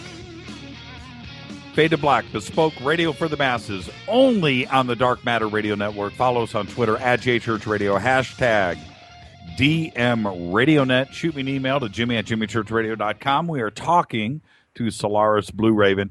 And Solaris, before we get into Super Soldier, was looking at the Twitter feed, and it kind of repeated a few times. Everybody wants to know why Rush? Do you know why Rush out of all the bands out there? Is there a reason why it's Rush? Is it Neal Peart and his writing, or? The bottom line is Neal Peart's been involved in these programs for a very long time. I mean, this is something that he's been indoctrinated into, and the other band members have as well. So you're dealing with somebody who has access to the technology to begin with, who's been interfaced with the artificial intelligence communication system the same way I was. The thing is, you have to look at it like, okay, they're a band, and that's great, but they have secret lives behind it all, and that skeletons in the closet came out, unfortunately, and I decoded it very, very well. So if this happens to somebody else, is there a way to block it? Not that I'm aware of, because once they decide they want to tag your electromagnetic field, they're going to do it. There's nothing that can block that. It's not about being spiritually or psychically protected. I mean, I was pretty shielded psychically, and they got right in. It's very easy to do, but I will tell you that they do attack the chakra systems, and they inducted me at night, and it was very sexual. It's very, very. They were trying to surge me out and program me, and that's how they try to do that with the Monarch programming, by the way. So. And it does relate directly into Super Soldiers, and it's kind of an easy segue. Yes. So for everybody out there, I've listened to your presentations on Super Soldiers and different seminars and stuff. Very interesting subject. So before we jump into it, what is a Super Soldier? Well, a super soldier is a regular person who's been upgraded by some form of technology, usually based on nanotechnology or artificial intelligence. And the way they do this is by inducting them through, quote unquote, my labs a lot of the time. Sometimes they'll take civilians. And because a lot of civilians are very psychic and naturally tuned into higher frequencies, they like the idea that people are multidimensional. So they'll look for a candidate who fits that template. And they'll induct somebody, and they can do this from their home, their residence, and pull them into the program. And once they pull them in, they start running programs that are based on psychotronic hardware, which is a neural interface. And what this will show them the same thing that I went through. I mean, literally, they'll show visuals, forced visuals, or they'll take them in a space where they think they're on a journey to another planet, and they're interacting with extraterrestrials, when in fact they're going nowhere. It's just a program that's running. But the whole time they're running this program, they're running another alternate program, which is based on mind control, which is going to create triggers and things that will trigger the target into reacting a certain way on a certain timeline. So it's really expanded when you look at the technology. And of course, it's black budget technology. It's not something you'll hear about in mainstream, or you certainly won't hear about it with the regular military personnel. They're not going to talk about it. What is the use? I mean, how would they take advantage of a super soldier? Okay, well, you can use it for so many things, but the main thing is spy technology. It's phenomenal for a spy. Also, it will amp them up. It will help build them up physically. It will help build up their immune systems and things like that. But the main thing is for spying. I mean, you can walk around and you can compromise any corporation. You can compromise any military base if you've been programmed and inducted into this communication system, because if they're not plugged in or to the encrypted signal, they're not going to know who he's talking to. And they'll say, oh, this person's crazy. You know, that's where the schizophrenic stuff comes in, but it's not. You're actually live feed real time with a handler, an operator, and a controller. So it's really complex. And I'll tell you, this is the weapon of the future. The body has been weaponized. This is the technology that does it. And the technology they exposed me to is actually very much super soldier technology, very much so, especially with me having a martial arts background. How does one know? What are the signs that this is starting to happen? Well, usually the dialogue, that's part of it, because usually they'll establish a communication with you, whether it's a live feed, real-time handler, or an operator. There will be some form of communication. Sometimes it's verbal, sometimes it's audio, other times it's just images and things like that. And some people will pass it away, kind of just, cancel it out and say, oh, it's just an image of psychic impression. But most of the time, it's them trying to get your attention. If you start getting pulled into dreams that don't make a lot of sense and they feel like programs, and that's part of the induction process. But what I've noticed is that a lot of these MyLabs are dealing with extraterrestrial abduction experiences, and some are very traumatic. So that's a big red flag. And for those people, I'd say keep a logbook of that, because most of the time it's not a real ET. It's usually just the guys in the underground. I have seen, not only with you, but I've seen other interviews with super soldiers, and I need to say this directly. You would never suspect, you just don't know. And I watch these interviews, and it's just somebody that you would never think of, being in this program. And it's not specific, is it? Male, female, good looking, fat, skinny, you know what I mean? It's like across the board. Yeah, it usually is. They usually go for high IQs, though. They go for people who are a little bit smarter than the average bear. It depends on what they're looking for, because if you're an athlete, that's like a real plus. If you're like me, a skilled martial artist, they really want to take that template because they can use it and deploy it onto a hive. So they want to take the technological gifts you have, your normal gifts, and then interface those onto the artificial intelligence and then distribute it through the Hive Collective. And they do this. This is something that they do. So, it's like the transhumanism agenda at full speed ahead is what you're dealing with here. How do you get somebody to get unplugged? You have to fight it. And honestly, I've mentioned this before. I've had this anomaly scanned. I'm plugged in, but I'm my own person. I'm not being controlled or manipulated or programmed, which is I'm not the same person I was back in 2004. That's for darn sure. But what it is that you have to deal with whatever it is that's inducted you with it, whether it's an anomaly or an implant. If it's an anomaly signal, then it's basically interfaced with your neural circuitry, and you cannot disrupt that without taking yourself out. And it would do a lot of damage. I've talked to a lot of developers with this technology. It's you still want to do that. So what I've learned to do for myself was reprogram it and ascend out of that well they pulled me into. I fought my handler. I fought the system. I fought the program. And I would not accept that. And I stayed on to, connected into my spiritual world, because I'm very spiritual and very in tune with whatever you want to call the higher form of consciousness, universal God. I'm very much in tune with that. So to me, that's how I pretty much got out of that wave of gravity. When you say handler, you're referring directly to Mossbach? Oh, yeah. And did you have another handler? Did another program try to bring you in, or was it just specifically Mossbach? Well, you can have up to 1 to 4 handlers, but I will tell you, when Michael pulled me in, all the other members were their real-time live feed. So they had an encrypted live feed to me, access to me. Let's put it that way. After I was in 2006, after I testified, I felt like there were some other divisions trying to pull me in and also remotely take me out. There was one night that I was working surveillance at a casino here up in Blackhawk, and I came home because I used to work the night shifts, and I was really tired the next day. But it was interesting because I swear to you, I felt like somebody was trying to remotely murder me. And I went in the bathroom, and it was almost like they were trying to have me have like an aneurysm. And I mean, I could feel it. I could feel them attacking my body with this type of hardware. I fought it. But within 2 days, somebody I knew who said that he was being attacked, and he was a Montauk boy, he actually had a forced suicide, and he died.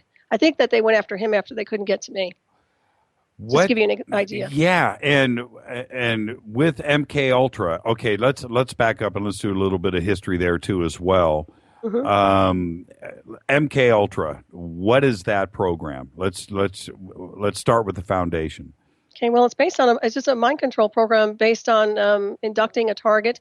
And in the old days, they used to use lights. They used to isolate you in a room and torture you until you would break into their design. They break you down, basically, psychologically, sexually, whatever it is that they need to do to you to break you down, they'll do. But they would take a physical person and put them in an underground area where they could actually do this with all sorts of, sometimes it was psychedelics and drugs, most of the time lighting, electric shock, things like that. They would literally shock the system into being in an altered space of reality. What they want to do is break you down so they can create alters. And these alters are synthetic. They're programs. They're designed to be different personalities and be triggered into different personalities as soon as they decide to hit you with a program that triggers you. So that's part of the old MKUltra, which of course a lot of the pre-World War II was working on all this before they even showed up in America. I mean, they were all working on mind control, and then they came over here, and we took some of the best scientists, and they went into the underground, of course, and everybody knows this, and started working on mind control back then. But now it's all psychotronic. It's all remote. Everything's done driven in by black satellites. You don't need to have anybody physically in the room to do this to them. I mean, all these crazy shooters and things, it's remote access. They can mind hack. Who runs MKUltra? Who runs the program? I'm not sure who runs it now, but I suspect, I know the CIA's been really big and deep in this type of mind control. You've got NSA who monitors and acquires data, and the reason that they're acquiring all this data is because they want to use it as a weapon against the person's mind at some point in the continuum. Now, people will argue this. I've been through the psychotronic hardware, and I will tell you, if they're taking voice templates and patterns of people's voices and things like that, and they're accessing everything you do, and they're going to take that file and use it as a weapon against you through the psychotronic hardware with live feed. They will do that eventually. I guarantee it. When this is the connection I've always made when I research MKUltra, I always connect it to Montauk, and the MK in MKUltra, to me, that's the connection. Is that where MK comes from? You have mind control. Right, it's just a different way of spelling it. I believe it was more of the German way of spelling mind control, if I'm not mistaken. But yes, Montauk was really big on mind control. I actually interviewed quite a few. I'm sure you have too, Stuart Swerdlow. I've interviewed a few people who were associated with Montauk. I've talked to Preston Nichols. Actually, I talked to Preston Nichols when I was on Maui because a friend of mine told me I needed to talk to him because they thought I was getting pulled into what they call a Psychor program, which is based on psychics, doing psychic work through the communication system. So, and he kind of confirmed that, Preston Nichols, when I talked to him. So yeah, but Montauk was big on that. But what they would do is they would try to move people's kundalini on a sexual level to a point where they would get them to be plugged into this circuitry and be all wired up, and then they go into an alternate space of consciousness, and then these gateways would open up where they could create and manipulate a certain image, or it's kind of like the psychotronics, but it's the old version of it. Let's keep it clean, but okay. When you I'm well, clean. no. Hear me out. Okay. Let's keep it clean. But when you say on a sexual level, what are you referring to? Oh, basically, it's remote sexual assault. That's all there is to it. I mean, you're dealing with somebody who's invading your body sexually, real time, live feed. There's no difference, really. I mean, it's not a ghost. It's a real person who's there doing this to you remotely. So that's what I'm talking about. And what they'll do is they know how to manipulate the chakra centers and the sexual centers to a point where they can surge you out sexually when you're not even stimulated.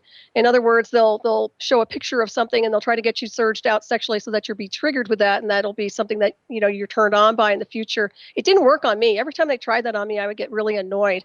But I don't think I'd make a good monarch at all, and that's what they use for their female, little toys, whatever they want to call them. So, well, what would the intention of that be? Oh, it'd be for any politician to have a woman who's wired like that. Are you kidding? Basically, just to be there at their beck and call, and also be spy birds. Interesting. Mm-hmm. Okay, I'm almost at a loss for words. Well, only because when you think about the breadth and the scope of a program like this, certainly with with a female super soldier or an MKUltra participant, the sexual side of it and being able to maybe manipulate a male sexually, that there's that aspect, but then there's the other one that you're sort of referring to, which would be at a robot at your beck and call. Mm-hmm, exactly. Oh, that's exactly what it is. They're being programmed to such an extent they are almost animatronic. I think there's a song that Peart put out about that, but it's they call it EEG cloning too, and it's turning a target into a human robot. They use those to interrogate, spy, kill, or disable targets, and most of the time these covert areas are collecting data to make that weapon system better and more effective, which they, of course they have done. They perfected that, but there's so much they're doing right now. It's just amazing to me, and the sad thing is mainstream has no idea this is going on. I mean, my whole life was swept away, and nobody knew, and nobody cared. Could this also be used for civil unrest? You know, Oh, yeah. everybody just suddenly millions of super soldiers called up with some type of signal and cause revolution in Oh, any yeah. country. I believe so. Yeah, I believe that they can do that easily enough. I mean, sometimes it can be done through the signal itself. Other times people are getting chipped. I mean, the chips don't really do a lot. You can search those out, but anomaly signals and those the type of signal they used on me. I mean, that's like hardcore. I mean, this thing hasn't gone away, and I've had it for 10 years now. So yeah, anytime they want to trigger somebody, if you're not strong enough on a spiritual level. And you don't know how to override and you don't understand what you're dealing with on a technological level, it's either going to destroy you or turn you into the animal or the monster they want you to be. They couldn't break me down. They could not turn me into a monster. And thank goodness I'm a black belt. And thank goodness I'm spiritual, because I think that's what saved me, because I wasn't allowing them to control, manipulate my mind. I was fighting them tooth and nail. When you speak, when you go out and you're speaking at a seminar and a conference, how many people come up to you after the conference? Quite a few, and I've actually gotten really, really good feedback, to be honest. I get a lot of good feedback. Have you had somebody come up and ask for your help? I've had a lot of people in the beginning, they would email me a lot and tell me they're getting hit with all sorts of stuff. A lot of people said that they've been through something similar to what I've been through. The bottom line is I can't help a lot of these people because I don't think they're psychologically stable. And I hate to say that, but I'm not the person that can help them. I can provide the data, the information, I can break down the technology, and I can explain it. And I can help them more on a spiritual level, just teaching them spiritual techniques, but I'm not the type of person to help get in their head and because bottom line is people get triggered. These people are programmed to be triggered by beings like me. I think I come across as a handler sometimes because I'm very grounded, and I think I trigger people, and I know I have in the past. So I've kind of steered away from that, and I delegate that to other people I know are really good at helping them. When you go up against skeptics, and obviously you fight that every single day, and they step up and they ask for proof, what do you provide? Well, the proof is, I mean, it's hidden in plain sight, but I have the testimony. I have the paperwork from the courts insofar as the band goes. I have the anomaly signal. I have my documentary that I put out. If anybody wants to get that documentary, it's available on Amazon.com. And it literally shows the implant analysis scan as well. So everything in there is provable. The technology is provable. I can refer them to the developers of the technology. I met with Dr. Robert Duncan. We talk about this, excuse me, right, all the time, and he talks about how this technology works. So the bottom line is, I mean, it's all provable. The only thing I don't have is a disclosure from the band. That's never going to happen. These guys they're maybe on their deathbed, they're never going to come forward, and they're never going to come clean. But you do see them slip up now and then, and I have caught them slipping up through some little things that they say tongue in cheek. But the bottom line is, yeah, I'm not going to hold my breath on their end, and I can't convince people. All I can do is put the data out. But I'll tell you what, this is true and accurate, and I hope people pay attention. Have you figured out a way to record? You know what I mean? To record any communication or any type of signals that are going on in your home. Have you ever tried to do that? I should have done that in the early days, but I didn't. But right now, my house I don't think it's bugged. I mean, they already have files on me, so it really doesn't matter anymore. But the bottom line is I'm the anomaly signal. I've had that measured. So, I mean, I'm basically it. I was going to ask you about that. Did you ever find any hardware, any bugging hardware in the house?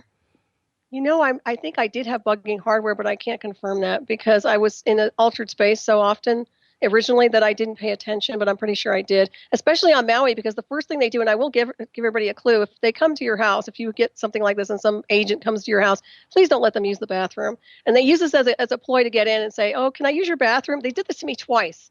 When I was on Maui, Michael, they asked for some reason to come into my bathroom, the other agent did. And then I know my house was bugged there. And then they did the same thing over here right before the court hearing. Was it Brian Lee wanted to come into the house, and then he gets a glass of water and goes and bugs my housemate at the time, asking all sorts of questions about me. So it was really weird. It's like the Keystone Cops, I swear. Right. And what did totally? What would these agents look like? I mean, Mossbach, you knew what he looked like, but if somebody's coming and knocking at your door, what do you look for? Well, the funny thing is, they can look like anything. They were well dressed when I saw them on Maui. Both of them. One had a suit on. Michael looked, business casual. He looked nice. So they definitely don't overdress or underdress. They just seem professional to some degree. I will say when I saw them out here in Colorado, they looked a little more radical. Michael was all in black. His hair was dyed black. He looked totally different. I mean, it was like he had changed his whole identity, but I knew it was him. But it was really strange, and they were all in black and trying to look cool, I guess, like the MIBs. I don't know. Do you think? Yeah, right. Do you, do you think the band feels guilty? They should. They took away my life. They took 10 years of my life. I told that. I sent an email to Peart originally when I was first hit with the program. I said, "You took 10 years of my life away. I want it back." And what was his response? His response was probably, it was more like the court hearing. They considered that. They tried to use that as a threat against me, saying, "Oh, look what she's saying." Bottom line is they were the one that inducted me. They inducted me into the program with the communication system, live feed, real time. And then when I called them on it, they tried to cover their tracks. So now, after all of this turned you into a covert intelligence expert. And as you started to get into this, how did you start to uncover, and how did you approach the research? It's really interesting because I felt like I had to. I had to roll up my sleeves and dive in. So I started reading all these books on covert technology, mind control. Then I started talking to developers of the technology. I literally went right down the list of what I needed to do to decode the technology itself. So I basically just did the homework and the research and started studying a lot of different people who had been compromised by exposing this data.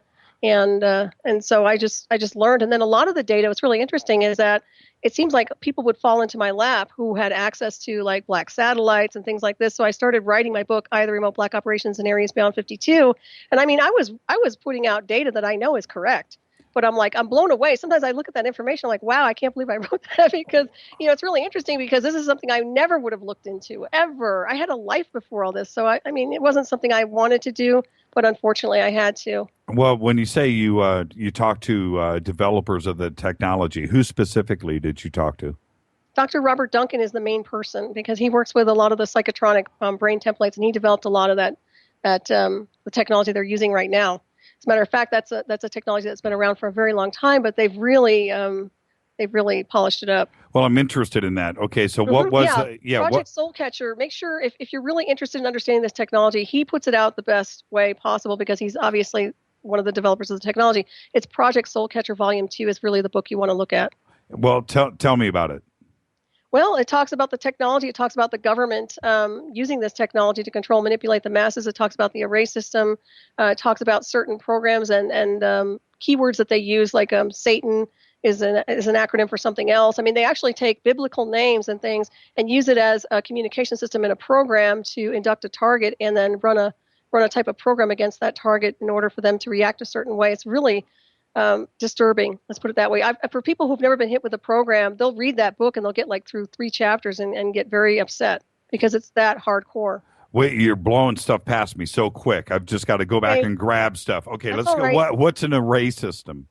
Well, an array system is basically what they're using to control, manipulate the masses. It's a psychotronic driving system that's based on artificial intelligence in the underground. It's based on a supercomputer design, but this design is artificial intelligence. Now, I will say that some of the artificial intelligence is also based on Black Space Program, which means it's a hybridization of what we have and what we've reverse engineered. Say that again. Okay, Black Space Program.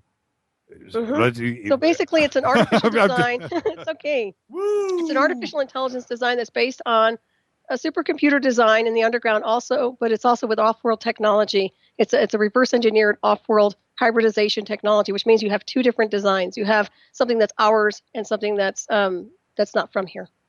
Okay, so the off-world technology, we're talking about ET, something off-world. Where did we get that? Are we going to go back and say this was Roswell or was this something else? And how did...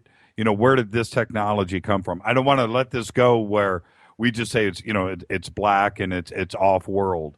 Yeah, I'd like to say it's Roswell, but I'm not sure of that one. But I will tell you that Steve Colburn, who's done a lot of implant analysis, has talked about some of the implants they've removed and which measure deep space signals, by the way.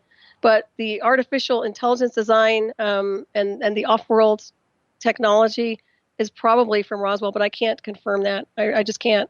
But I do know it's based on a hybridization. And with you, would any implants involved with you specifically? Oh, yeah. If you watch my documentary, either Remote Disclosure and Covert Technology, it's only been out for a couple of years now. It's kind of like in the black zone. Nobody ever pays attention to it. But it shows right there the implant analysis, and I'm loaded. I'm loaded with the technology. You were scanned by Stephen? by Steve Colburn, who's actually worked with the late Dr. Roger Lear, who's actually carrying the torch for Dr. Lear now. So he's doing all the research. He's doing the analyzation of the implant analysis and everything. And yeah, I was lucky to meet him. I mean, it was just like synchronicity just kept going in the right direction for me. What part of your body were the implants? I have them from my crown, the back of my neck, to my heart. It's near my heart. And I remember that one because I remember when they tagged me with that communication system. And I remember when they tagged me with that signal because it felt like a lot of pressure on my chest. It was very uncomfortable, but I was awake. But I was also kind of like I couldn't hardly really function. I felt like I was being drugged through the transmission. But that was the signal that really registers rather. How did they do it? It's all satellite driven. All they have to do is open up the communication system through the satellite driven technology. So it's real easy to do. It's almost like I don't want to say it's a laser beam, but it's similar to that. So there wasn't somebody physically in front of you that did the implant, or No. You weren't unconscious? You're saying that this was done from a distance. I was lucid, lying down. I basically had to lie down because I was getting so much induction. They were taking me over to such an extent I had to go lie down. And when I lie down, this pressure started connecting in, and then I could feel them. It was almost like I was having a remote surgery from a distance. And then that signal started connecting in, and it's the signal that I have today, and it's been measured. Did it leave a mark? I don't have any marks. It's really strange. I'm such a little spy bird. I hate to say it, but I'm like, you'd never know. Can you feel it? Yeah, of course I can. As a matter of fact. I mean, through your skin. I mean. No, you can't feel it because it's a signal. It's an encrypted signal. It moves like it's hard for me to describe. It's not a scalar wave, but it moves like a signal. It just knows how to operate and function. And this is the same signal, by the way, when I was first inducted, when I got on an airplane to go to my mother's funeral in 2004, when the plane started amping up, the engine started amping up, and then my signal started amping up to a really, really intense pulse. And I was like, oh my gosh, I couldn't believe it. So literally it was responding and interacting with everything around it. And how many implants do you think you have right now? I probably have about 12. And when Colbert, now Stephen, like you just said, he worked for years with Dr. Lear, who just recently passed. When Stephen started to do the scan on your body, I mean, I'm sure he's never had anybody with 12 implants. What did he have to say? Actually, it's really interesting because, believe it or not, he's getting more and more people coming to him with implants. So he wasn't surprised, actually. I think it was because he knew what was going on with me, and he pretty much figured that there was something there. It was funny because I really wasn't expecting him to be able to pick up on any of the signals, and he was able to. So, but he confirmed a lot, and I was really happy because to me, it's really important to confirm the technology. What the band did to me was very, very wrong, but now I'm going after the technology because I am not here to be victimized by this stuff. And the reason I came forward was because I didn't want to see everybody else's life getting swept away. I mean, just to give you an example, when I would go outside and they would try to basically rewrite everything I was thinking, every time I'd look at something, they'd label it for me in advance, so I couldn't think for myself at all. Everything that I loved, they took away. And right down to the sacred mind. I mean, think about trying to meditate or pray. They would interrupt that. This is like electronic possession. I mean, they literally just go out of their way to disrupt the flow of consciousness, and that's so wrong. So that's one of the reasons I'm talking about this, Jimmy. I want to change gears a little bit and talk about some of the recent events around the world, such as obviously we have the two Malaysian plane incidents. I don't know what else to call them. One is a crash, one we don't know. But incidents like that, are these, do you think, and do you know, are these any way tied to MKUltra or some other black ops with another government or ours? You know, it's funny because a lot of people are calling them false flags.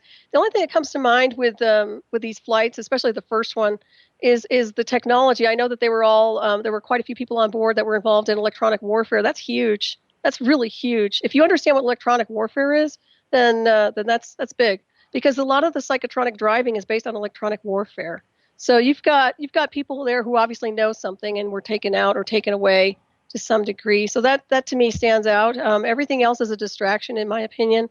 That they basically want everybody to focus on this and focus on that, focus on our borders, and the whole time they're running some other agenda, which I know is based on this type of technological assault program. Now, what I will tell you is that it does affect people psychologically, whether you're plugged in or not. So people are going to get more and more erratic, and the only thing that's going to keep them from going, off their center is really staying spiritual, in my opinion. Well, that's one of the things when you're talking to somebody that is, they've come up to you and they're talking about some type of mind control. You touched upon this earlier. You just don't know, mentally if somebody could be a little bit, unstable, and you could say something that could really, hurt somebody, and you need to be really, really careful with that. And going back throughout, like, Lynette Squeaky Fromm is a good example of somebody that was probably controlled mentally. Do you think she's an example of a super soldier or the MKUltra program? I think that's mind control for sure, without a doubt. Super soldier, I haven't seen that breed surface much yet. But I will say that with a gentleman at the shooting yards, he was hit by the psychotronic program. That poor guy was trying to tell everybody and their mother that he was being hit with the program. And of course, they tried to say he was schizophrenic and crazy. This is what I mean by they try to pass it off as being some kind of a mental disorder. It's basically they're being interfered with. They're mentally clear, but they're being psychotronically hit. And when they get psychotronically hit, it makes them look like they're insane. And like I said before, this EEG cloning stuff that they do that can mimic a schizophrenic brainwave pattern, which is really serious because you're going to take innocent people, screw with their brains, and then half of them are going to get pulled away into these institutions. With when you, I know I jump to this conclusion a lot. When you have, some crazy shooter like the theater in Colorado, for instance, or different situations like this where somebody obviously has an agenda and you really don't know what it is or what drives somebody. Could this be MKUltra at work? Oh, yeah, absolutely. I believe they're being psychotronically hit and programmed. And I do know that that Colorado runs and deploys a lot of covert technology here that screws with people's heads. So it's no surprise. Is that what you do when you hear something about, in the paper? Oh, yeah, I can tell immediately if somebody's been hit with a psychotronic program or not. I can tell there's certain signs that you can see. And especially when they start talking about the dialogue or the voices are telling me. Usually it's not a voice, it's a mock communications radio signal.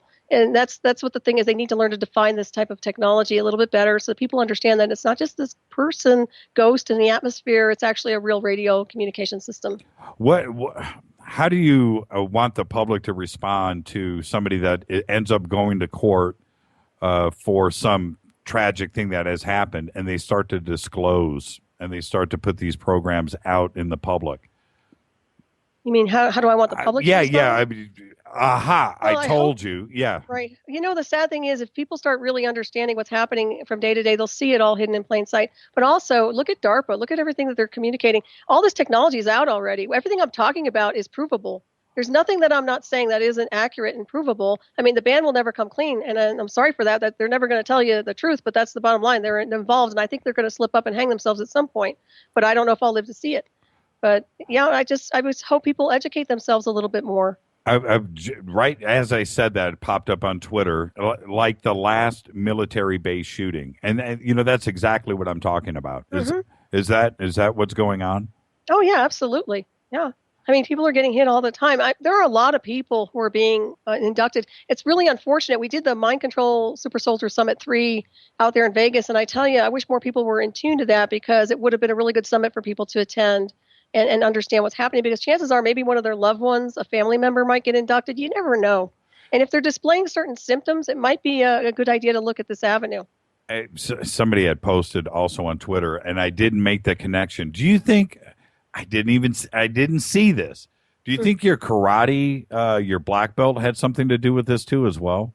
Oh, I know so. Yeah, I'm a really good I'm not arrogant at all. I'm very humble, but I'm solid. I'm a solid black belt, and I'm a good instructor. And yeah, I'm pretty sure it was. For sure. He called me a threat. I mean, he gave me a class level 3 threat after, I don't know what that means, but that's what he called me. So apparently they were worried. Totally interesting. All right, let's take a quick break. We are talking to Solaris Blueraven, and we're talking about MKUltra, super soldiers, mind control, and the band rush. And somebody just posted a second ago. What exactly did with the band rush? What happened? I don't want to go back and revisit it, but I'm going to have you tell the story right after the break. Okay. People are jumping in, listeners, halfway through the show and have no idea, what we're talking about when it comes to this. It's such a fascinating subject. This is Fade to Black on the Dark Matter Radio Network. Bespoke Radio for the Masses. I'm your host, Jimmy Church. We're talking to Solaris Blueraven, MKUltra, Super Soldiers, and the band Rush. And what does all of this mean? We'll be back right after this. Don't touch that mouse. Shoot me an email. Follow us on Twitter at JChurchRadio. Back in a second.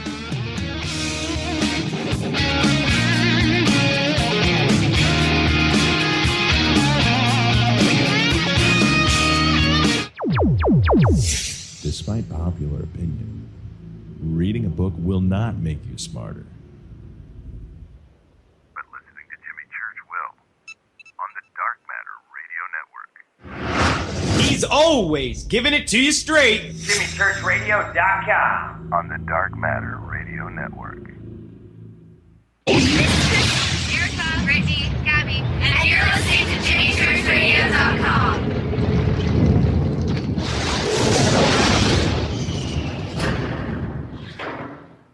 This is KJCR at JimmyChurchRadio.com. On the Dark Matter Radio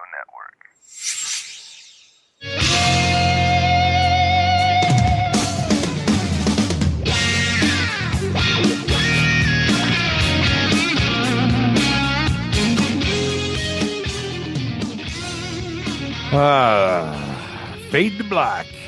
Bespoke Radio now. Hey, Bespoke Radio for the Masses.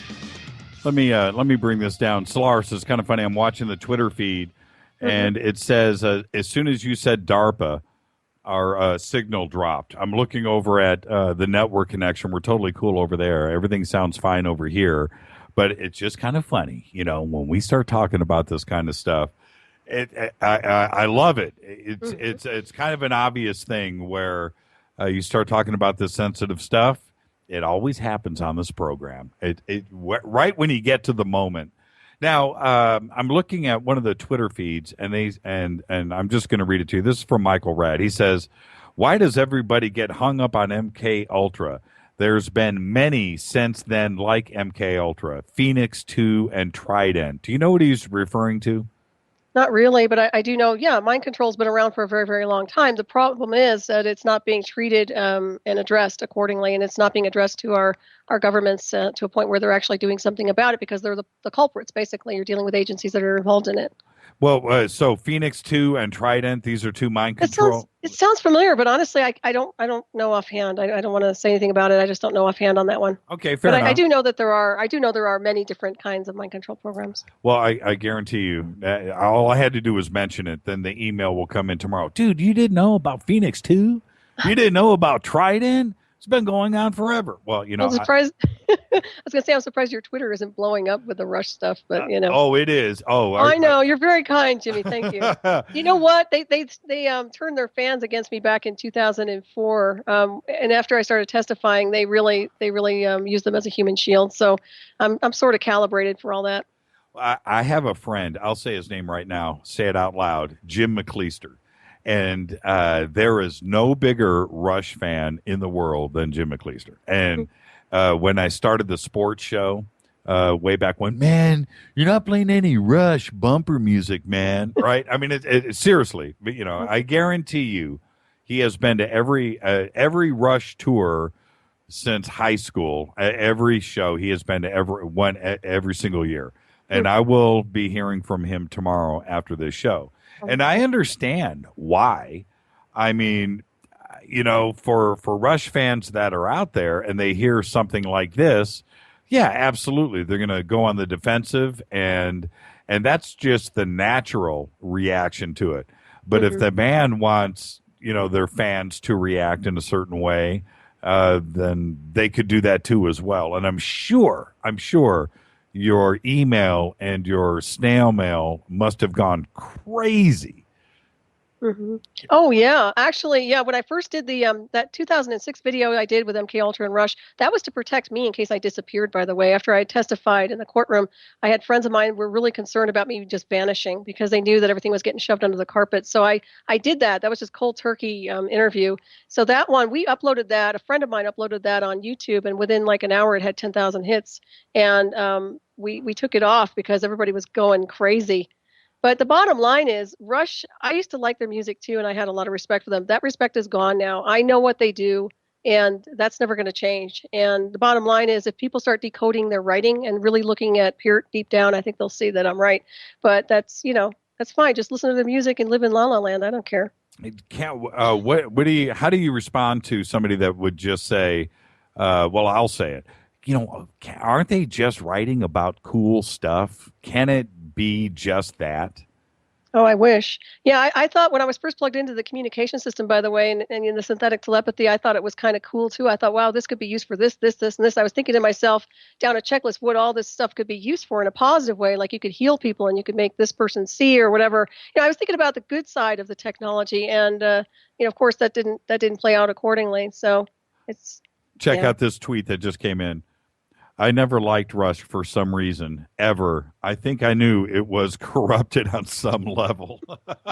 Yeah, they either love them or hate them, is what I've noticed. Oh, man. Well, I can't listen to their music anymore. I can't listen to their music. I don't support them in any form of design. Well, it's funny because after about a year ago when I started reading your stuff and watching your stuff and getting deep into it, as well as I knew the band, I went back and just started reading lyrics.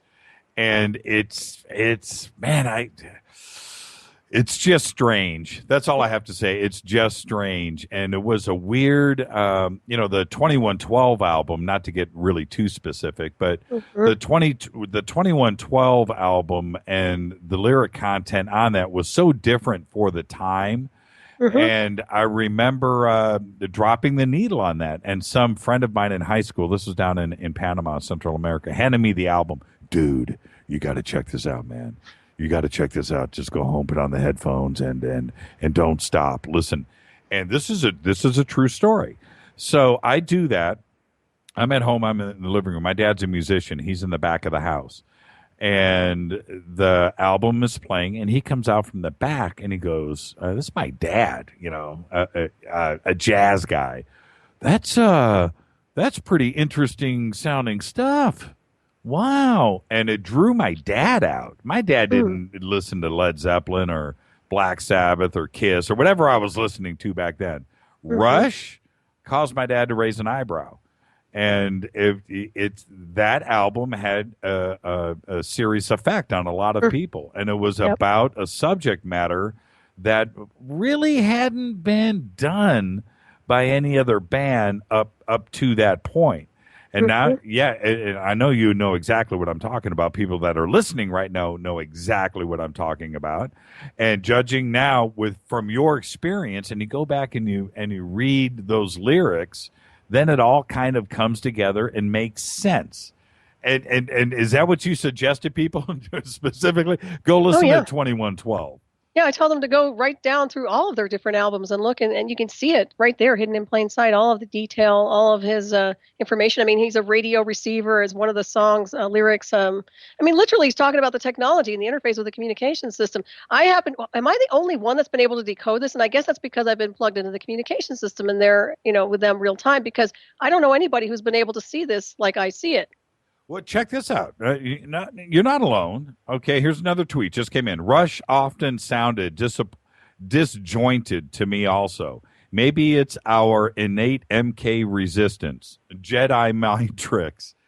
So, yeah, I just got to say, I went back, and that's what we're talking about, everybody, was the communication that went down between Rush and Solaris. And how this happened and how the communications opened up between the two. So that's what the subject is. Coming in late to this kind of conversation for everybody would be like, what is church talking? What? I can only imagine, listening from the outside in on this. Oh, yeah, it's complex. It's very complex. And I think I asked this earlier, but I want to be very clear on this. When the communication between you and Neal was going down, I think I asked you, but I want to be very clear on this. Was it his voice? And what I mean by that is, now that you've heard him speak, because he doesn't speak in public hardly ever. I know why, too. He's usually interfaced with the communication system. That was my question. Okay, so now that you've heard his voice, well, not now, but in 2006, 2007, did you stop and go, that was Neal? that was talking to me. Was I it knew his voice? Yeah. I knew his voice. I knew his voice pattern, and then I also knew. I didn't know Michael's until I met Michael in person. He said Michael J. Mossbach, and he's giving me all the information, and then I meet him in person. Of course, it all correlates. Also, Alex Lifeson's voice pattern, and Geddy Lee. I actually were seeing them also real time. I saw some imagery with them real time, which was not just a not just a psychotronic projection, but actually a clear projection. Because before they hit me with the psychotronic drivers, I'm naturally psychic, so I get good insight regardless. And that's the thing. I was able to punch a hole through their firewall and see a lot more before they started running interference. With Alex, was the communication different? With him, it was really interesting. It was he has an interesting sense of humor, I'll say that. But also he was, I don't want to call him a bully, but I guess he is kind of a bully, a passive bully to some degree, energetically. Yeah. And why would you say that? Well, because a lot of the things they were doing was just plain abusive and mean to me, and it wasn't appropriate. And I know they were thinking it was entertaining for their tour. They were actually entertaining themselves at my expense, and I found that at the time I was so traumatized I couldn't understand it. And then later on when I processed, I was like, this is so wrong. Did you ever go see the band live? I only saw them live 3 times, and each time I was with someone. And I was never a big rush, oh, I've got to go to the concert. I'm not like that. I'm actually just a nice person who's intellectual and spiritual, and I do my own thing. So, but I've been a few times, and I'll be honest with you, I never really liked their concerts live. I always wound up being in the back, and I kind of be by the door, ready to get out of there. I don't know why. I just never really felt comfortable at their concerts to begin with. Did anything strange happen when you saw them live? I was really young, so I can't say anything really bizarro happened. I just thought the energy was heavy. That's how I would describe it. Oh, I got you. Okay, so did you see the band live after this communication happened? No, I should have asked that question. No, I didn't. Actually, they banned me. They started, this is really funny in a sick, twisted way, but when I testified against them, they were playing all the time. I mean, every year they'd come over here to Red Rocks, and they apparently were sending some kind of a flyer out with my picture on it saying, if you see her, report her to security immediately. She's armed and dangerous, all this crap. And I showed it to my lawyer. I'm like, can you believe this stuff that they're doing and they're saying about me? This is my hometown. I mean, they can't do this here. So and then I was working surveillance, and I'm like, what it's like to work in surveillance when you're on somebody's list. Yeah, when you're on the milk bottle or the. Oh my God, yeah, it was just so weird. And the only reason I got into security and surveillance is because that's Mossbach's background. I mean, I'm a surveyor's wife. I mean, I was doing AutoCAD drafting, for crying out loud. Right. Well, couldn't you have gone put on a wig? I could have, but you know what? I'm not like that. I don't push the envelope. I had already been detained at the jail for 6 hours, which the DA dismissed after that illegal arrest. So I really didn't want to have to deal with that again. So I just kind of, do my own thing. Now, today with the band, are you allowed to talk with them now? The restraining order is gone, but they don't. We're not going to discuss anything. They owe me restitution for damages, among other things, an apology and everything else. That'll never happen. I mean, I'm not going to hold my breath on that. I just basically ignore them and try to live. But I also disclose this technology because I'm changed for good. I'm modified now, and so I have to deal with that. What would you do if Neal reached out to you today to apologize? Would you talk to him? I might, with people in the room, and with witnesses. Right. It depends. It depends on what he has to say, but I know they're guilty. I mean, With all of my connections in the music industry, that's the one band that I've never met. I've never met anybody in the band. I've seen them many times live, and I was up in Toronto a couple of times, and one of their engineers was going to take me up to their studio. And it just never happened. But yeah, that's the one out of everybody in the industry. That's the one band that, I can't. I would love to be able to go, well, you know what? Check it out, Solaris. I've got Neal on line 2, but I can't. That's the one. Right. That's the one band that I can't reach out to. And I don't know if I would now. I'm a little nervous. I don't want to put you in the middle of that. And actually, I thank you for having me on tonight because this is it's controversial and a lot of people don't understand it. So. Well, this is the thing with everybody, and this, you listen to the show enough. This show is about education, and this show is about coming and learning. And, coming into this conversation and listening to this, yeah, okay, all right. Well, it's not, don't take Solaris at her word, go and investigate yourself. You collect the data, write stuff down, get the information together, and then go and investigate yourself and learn and expand. That's what this show is about. Exactly. Yeah. I can't convince anybody of anything. All I can do is put the truth out and hope that down the road it helps somebody. Now, before I let you go, do me a favor. When you first saw the Malibu deep underwater base pictures, this is for me now. What did you think you were looking at? I wasn't sure, to be honest. It's definitely an anomaly, but I have no idea. And I find it very fascinating. And I do give you the credit for that, by the way. I don't know if you saw me on my Facebook page, but I was, making sure that you get the credit for that. Well, by the way, Coast to Coast always plays Rush bumpers, and I've contacted them several times over saying you guys shouldn't be playing their bumpers. Just another burn right there. Yeah. Well, like I said at the beginning of the show, now I find it flattering that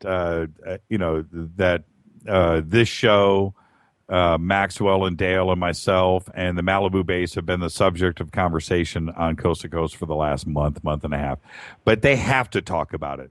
It is in the news. It is a subject that people are talking about, and so they can't ignore it. It's funny to me that of all the people that would go and bring this out to the public, it would be us and Dark Matter and me and the one network that they can't reach out to, or they won't, and I understand why they wouldn't. And so they've been, talking about it in every which way that they can, trying to answer the public's interest in this and putting out as much information as they can. But I'm the last guy that they would reach out to. It's really, really funny. They'll sit there and they'll mention my name or Fade to Black or Dale or whatever, but do everything but they know how to get a hold of us. They do. Oh, yeah. And they won't, and that's fine. That's okay. That's okay. Kind of squirrely anyway. I mean, look what they did to John B. Wells. And not to mention, I mean, I'm more than qualified to be on their show, and they blacklisted me too. So that makes you feel any better. I mean, literally they won't, because of the band and because it's controversial. I will never be on their show to talk about the covert technology and the synthetic telepathy, which I am pretty much an expert in. So, say Levy. Yeah, they've never reached out to you ever? No. Basically, I'm kind of like blocked from them. I think it's because of the band. I mean, that's the only reason. It's just the topic. I mean, it's not necessarily the technological aspect. It's more of the legal stuff that I've had to deal with them. But you're an expert. I know. I'm the one who knows the technology better than the developers. Robert Duncan was blown away when I started talking about the technology because he developed it. And he's like, how can you know this stuff? Because I'm a test pilot for it. That's how I understand the technology. These guys weren't plugged into the communication system. I was. Now, with your remote viewing, are you able to, or have you tried to check out the Malibu base at all? I haven't, but now that you mention it, yes, I'll check it out for you. Yeah, you should. I don't know if you heard the shows that we've had with Courtney Brown and Reardon, and with they and the remote viewing that Reardon did on the show, and it was totally fascinating. It was a genuine remote viewing session in that he was given a target. Target was in the envelope. The target was a photograph of the front of the Malibu base that Dale had done, Dale Romero, and that was it. So that was, and I'm watching. You should watch this video. I'm gonna have to. Yeah, it is fascinating because as he's drawing this, and he's getting closer and closer, and he starts drawing this entrance, and again, you have to remember he has no idea what he is viewing or what the target is at all. Under the water. Above the water, Donald Duck, Ford Pinto. He has no idea what the target is, but he is getting closer and closer, and he, without naming, without being really specific, it was about as close. Your hair will stand up on the back of your neck as you watch him get really close, Nice. and his was a genuine, remote viewing with a target. In an envelope. For you already know about the base. But how would you approach viewing this since you already know what the target is? Pretty much just go into a space and just sit for a second and start drawing and just start tuning in. and getting information and acquiring data. Well, I'm interested. So any way Okay. that you could reveal, we went Absolutely. out. I don't know if you know, but we went out in a plane this weekend, and on Sunday, and flew out there. Now I don't have anything crazy. I wouldn't do it like this anyway without putting the videos together and getting that out there. We'll do that next. But I didn't want to present a bunch of information this week because I knew that Coast to Coast was going to be talking about this on Friday, and I didn't want our information out there until that show had passed. I know it's not right, but I just wanted people to know that they know where the source of the information is coming from. It's coming absolutely. I agree with you. Yeah. Yeah. And but the crazy thing was, as we were zooming up, following our GPS coordinates, and I'm watching everything real time on the screen, and right as we roll up on the south side of the base, right at the 6 o'clock position, there's a dive boat sitting there, right there, not kind of close, not in the general area, but right as we passed over the X on our coordinates, I'm looking out the window. Right below us is a dive boat. Wow. Sitting. Yeah, that's a little suspicious, wouldn't you say? Well, the thing was, yeah, you think, and the point is, for me, is I'm looking around. I can see Wainimi, the Navy base. I can see Magoo. I can see those Navy bases. No Marine base. They've got no boats out in the water. There's no aircraft. There's nothing around. Nothing for miles. And we were up, when we approached, we were at about 5,000 feet. So I could see, not, you know what I mean? I could see to the horizon, 360-degree view. There wasn't a boat for miles. The only boat was sitting at the 6 o'clock position at the Malibu Deep Underwater Base. Now, coincidence? No, I don't think so. Did you get to zoom in at all and get Yeah. We've got some still photography and video. We shot video for about a half an hour. Nice. And I got to say, I'll say this. When you are in a plane flying at 100 miles an hour, 120 miles an hour, and we're going up to 10,000 feet, turning around and zooming back down to earth and back around and looping, it is something that you really have to be able to tolerate. And I'm talking about getting green really quick. It's pretty gnarly. But we shot, we zoomed, we circled around this dive boat for about 15 minutes. And I guarantee you, whoever was there was truly freaking out. And if they're listening to my voice right now, I was the one. It was me. So, yeah, we circled around this, and I zoomed up as close as I could. We're shooting through glass and stuff. It's not like we had some fancy gyro external camera on the outside of the plane. I'll do that again next time. But we shot as much as we could up close from every angle. We circled around one direction, then turned around and circled in the other direction. I'm telling you, we freaked out. Whoever was on this boat was just like, who are they? Government. Probably thought you were government. And we're thinking the same thing about them too. That's it's the funny thing. But yeah, we shot video for about a half an hour, and we got as close to the water as we could. All of this, you just have to look at the video itself. Now, this is the strange thing. This is what I found really weird, though, is, and I want everybody to understand what I'm saying. When we flew out, we're 6 miles out into the ocean, and when you turn around and look back to the coast at that point is running east and west. It's not running north and south. It's running east and west. But when you look between Magoo and Doom and this anomaly, the Malibu base, when you look at the triangle that is formed there and you look at how everything is kind of connected, you can feel it. It all makes sense. There is something going on there. I'm serious too. When we were flying back to the coast, after that, we flew over Magoo directly, went through their airspace, and then flew to Camarillo and put the plane down and had lunch.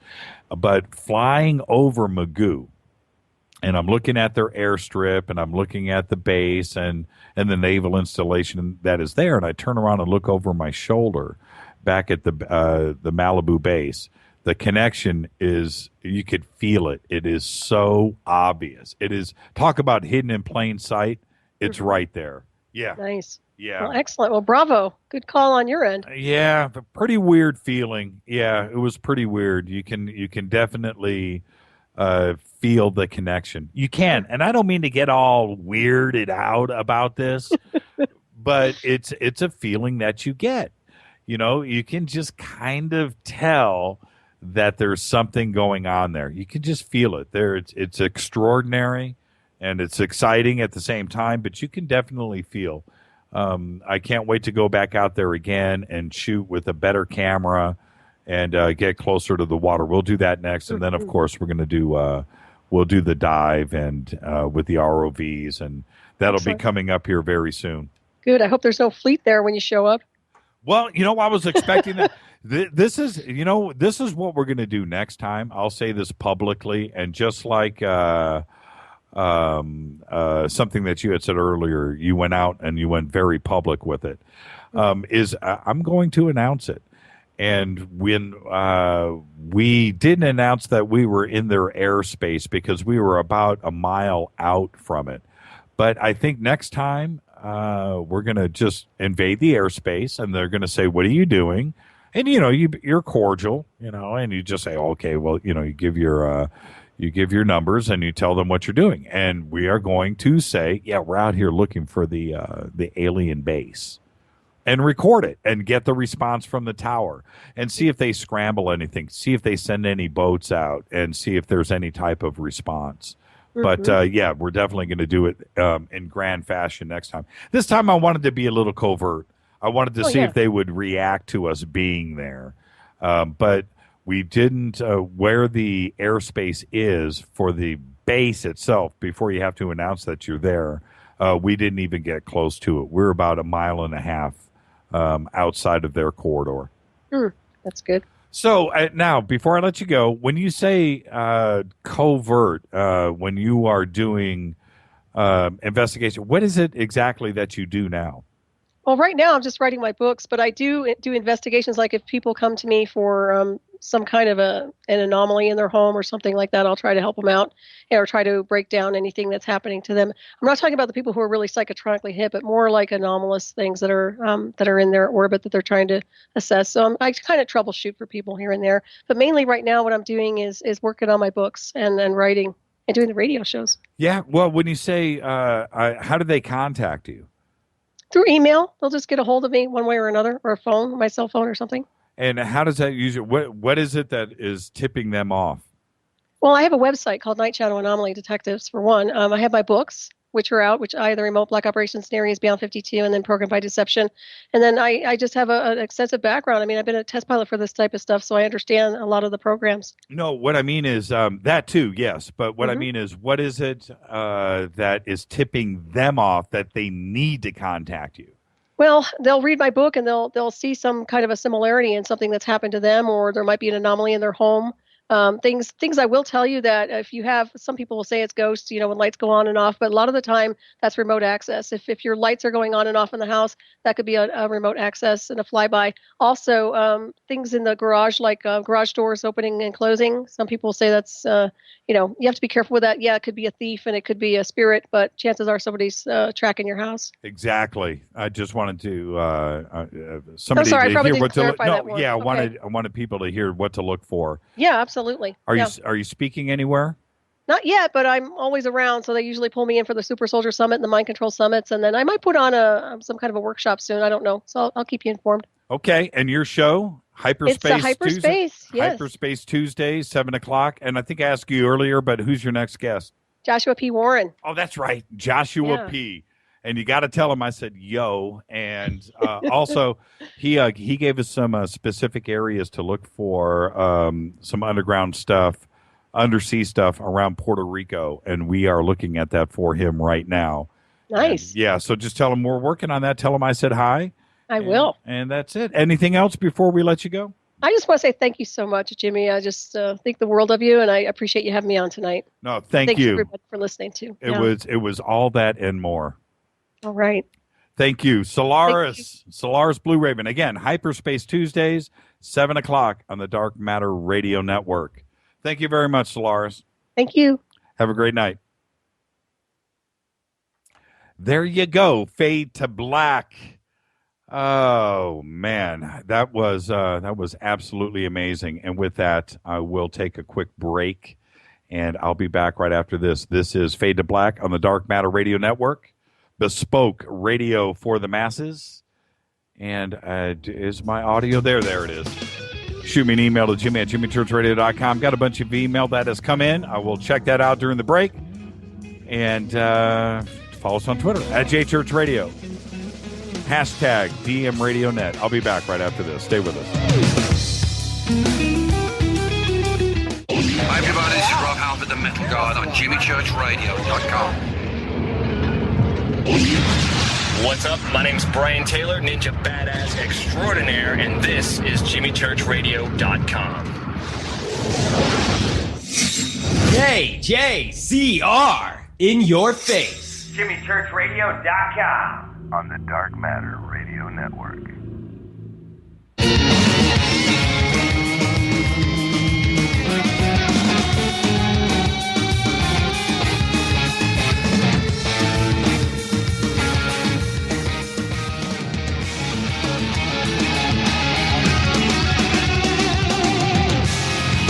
Ah, yeah. Woo! Solaris Blueraven. Solaris Blueraven. Yeah, check out our show. Hyperspace Tuesday, 7 o'clock, Dark Matter Radio Network. Okay. Absolutely. Thank you, Solaris. That was absolutely amazing. The story with her and Rush, and the first time that I heard it, and I went back and I read and I went back and watched and listened. And I'm a Rush fan. I am. I learned how to play Working Man when I was like 2. All right, so let's just cut to the chase there. And it is just a fascinating. I've done all the research that I can on it, and you need to too. You need to go check that out. All right. Let's see here. Let me bounce through some emails. Producers here just said, are you going to open up the lines? Yes, let's open them up. 323-825-5045. We can get in 2, 3, 4 calls here before we break out of here. Tomorrow night. Oh, anyway, before we get to that, tomorrow night is Jason Martell, and also tomorrow night Nick Menza will be on with us to talk about his video that he shot right here in Studio City last week during the big moon, the jumbo moon. And if you haven't seen the video, you can go over to jimmychurchradio.com. I think it's posted there. You can definitely go to Facebook to either page, Jimmy Church or Jimmy Church Radio, the fan page, and check out Nick Menza's video. It's extraordinary. Anyway, email. This just came in from, can I say your name? Can I say the name? It's WR250 from Belgab. Jimmy, are you going to put the newest pictures back up? Back up. Yes, he's talking about the Malibu deep underwater base. I took all that stuff down in anticipation of anybody else that wanted to talk about the stuff publicly over the last week. And I will put those back up, and with some additional stuff, and also with the new analysis. And we'll put all that stuff back up tomorrow. Preston Dennett will be doing a MUFON presentation on the Malibu deep underwater base, and that is out there now. That is on the 3rd. It's coming up here in a few days, and in about a week. And I will definitely be going to that one. I will provide Preston with any information that he needs to do a really cool presentation, and I'm sure he's listening to the show right now. And I told him anything that he needs for the presentation, just let me know. Get him some video, also all of the new information, depth analysis, all of the new graphs and charts and satellite imagery that we have, as well as the video that we shot this week. I have no problem. Preston is the man. So I think that answers that email. I'll get that stuff up tomorrow. All right. Let's go to the next email. This just came in from Chris. Oh, I saw these pictures during the break. I am going to, Christopher, I know you're listening right now. This email just came in from Scotland. I will read it to you right here. Good evening. Thank you for cheering me up. Here is a sequence of pictures I took of a weird black beam last summer. I am stumped. So am I, Christopher. With your permission, shoot me an email right now. He has sent us 5 images that are insane. And I would like to put these up on jimmychurchradio.com tomorrow. Christopher, send me a little more information. I'll respond back after the show tonight. When and where were these pictures taken, and any other information that you can give me. I am totally fascinated. And yes, I will put these up tomorrow with your permission, sir. And wait till you guys see these pictures. I don't know what it is, actually, to be... now, this email just came in from Raj. He says, can you ask Solaris? And I meant to ask her about this new thriller, Lucy, that is out. And I don't know if Solaris has seen this. I meant to get to this email and ask her about this. I apologize, but Solaris is listening right now. So, Solaris, please respond. This is the email. It says, can you ask her what she thinks about the upcoming science fiction thriller Lucy, where her mind gets super activated and she has super mental abilities? There's a definite message here, but of course, the movie has been created in Hollywood for entertainment purposes. So, Solaris, if you could get back to me on that, I would like to know your opinion about that. All right. I just missed a phone call. Sorry about that, but I'm reading email. I'm not going to cut myself off. Call back, 323-825-5045. And let me click over and get that ready to go, too, as well. Jimmy, rent me one of these. Now, Michael, I actually put this suit up, and we talked about this last month.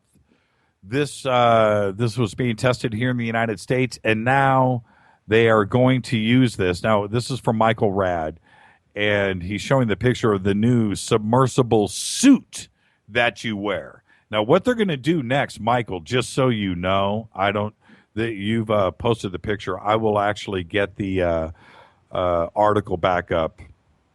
This will be used next to go down and look for the second Antikythera mechanism. Okay, now it's been fully tested here in the United States, and the next thing is to go check out the Antikythera mechanism.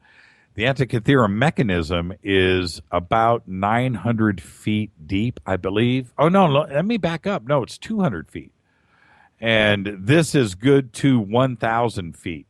I was speaking with a couple of people that we're working with on the expedition that we're going to do out with the Malibu base. And by the way, if you want to send me another email that says, hey, Jimmy, quit messing around and go do. Well, look, it's not exact. You don't just go and jump in a boat and head 6 miles out into open sea and just drop cameras in the water. It's not how it works. The thickness of the tabletop on the roof is 500 feet thick. It's 150 feet underneath the water. So you're looking at 650 to 700 feet deep just to get to the top edge of the lower edge where the pillars are of the entrance. You just don't go out and book this unless you are phenomenally rich. Okay, so there's a lot of work and a lot of people that have to be into place to go and pull this off. But we are close to actually getting everything done. Everything's set up. Okay, so that's where that is at now. Now, this thing is 1,000 feet deep. So the wearable submersible. So let me try to make this perfectly clear. Even if I could get this suit, well, I wouldn't put it on, and get a guy to go down and do this, he couldn't even get to the bottom. Okay, he couldn't put his foot on the ocean floor. We could suspend him down to the middle of the entrance, or maybe maybe about 100 feet past it, 750, 850 feet, which sounds just absolutely crazy to me, by the way. But that's the status with this. Would I do that? If I could get this, yes. There's only 2 of these in the world right now, and one of them is on its way to the Antikythera mechanism. All right, back to Twitter. There's always, this is from Brian Anderson. They're popping by really fast. There's always a seed of truth in everything said. Finding that seed, not easy. Exactly. And with Solaris, I've been fascinated with her story since the first time that I heard it. And again, don't take anything at face value. Don't take anything that I say at face value. You just can't do that with Solaris or any guest on this show. That's not what the point is. The point is to make you think. Go and investigate yourself. Go and learn yourself. That's what this show is all about. Felt I was the one being downloaded during the first hour. That from Leslie. I'm telling you what. I'm glad Solaris did bring it down a notch.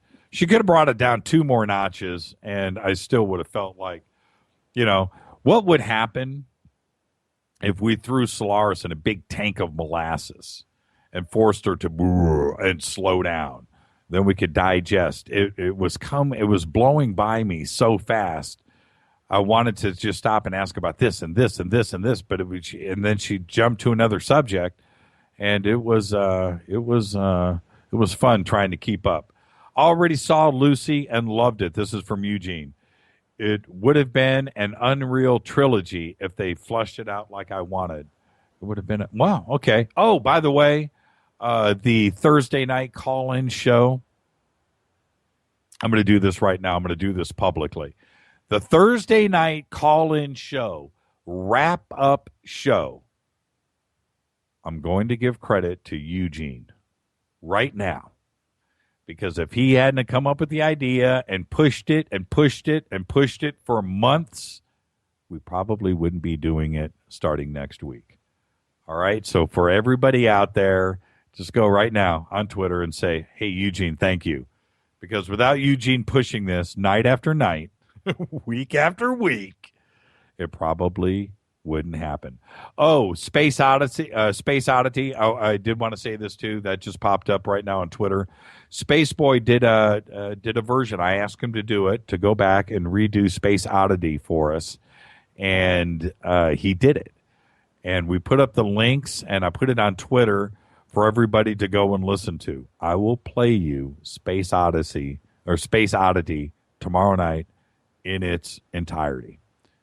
All 3 minutes, 50 seconds in its glory. And he did a masterful job. Absolutely masterful.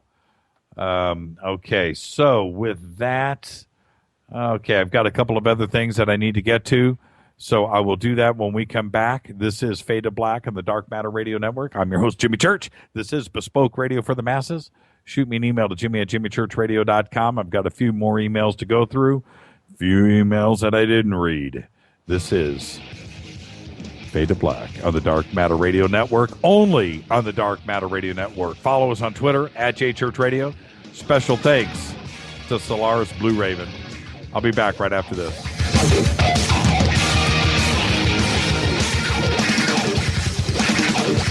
This is William from La Crescenta, and I listen to JimmyChurchRadio.com. Jimmy Church. Jimmy Church. My name is Alan, and I listen to JimmyChurchRadio.com. He's always giving it to you straight. JimmyChurchRadio.com on the Dark Matter Radio Network.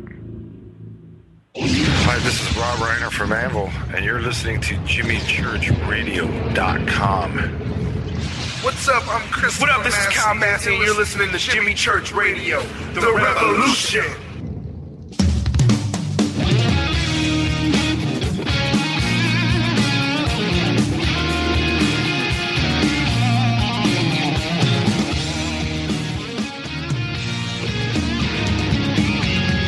All right, everybody, welcome back.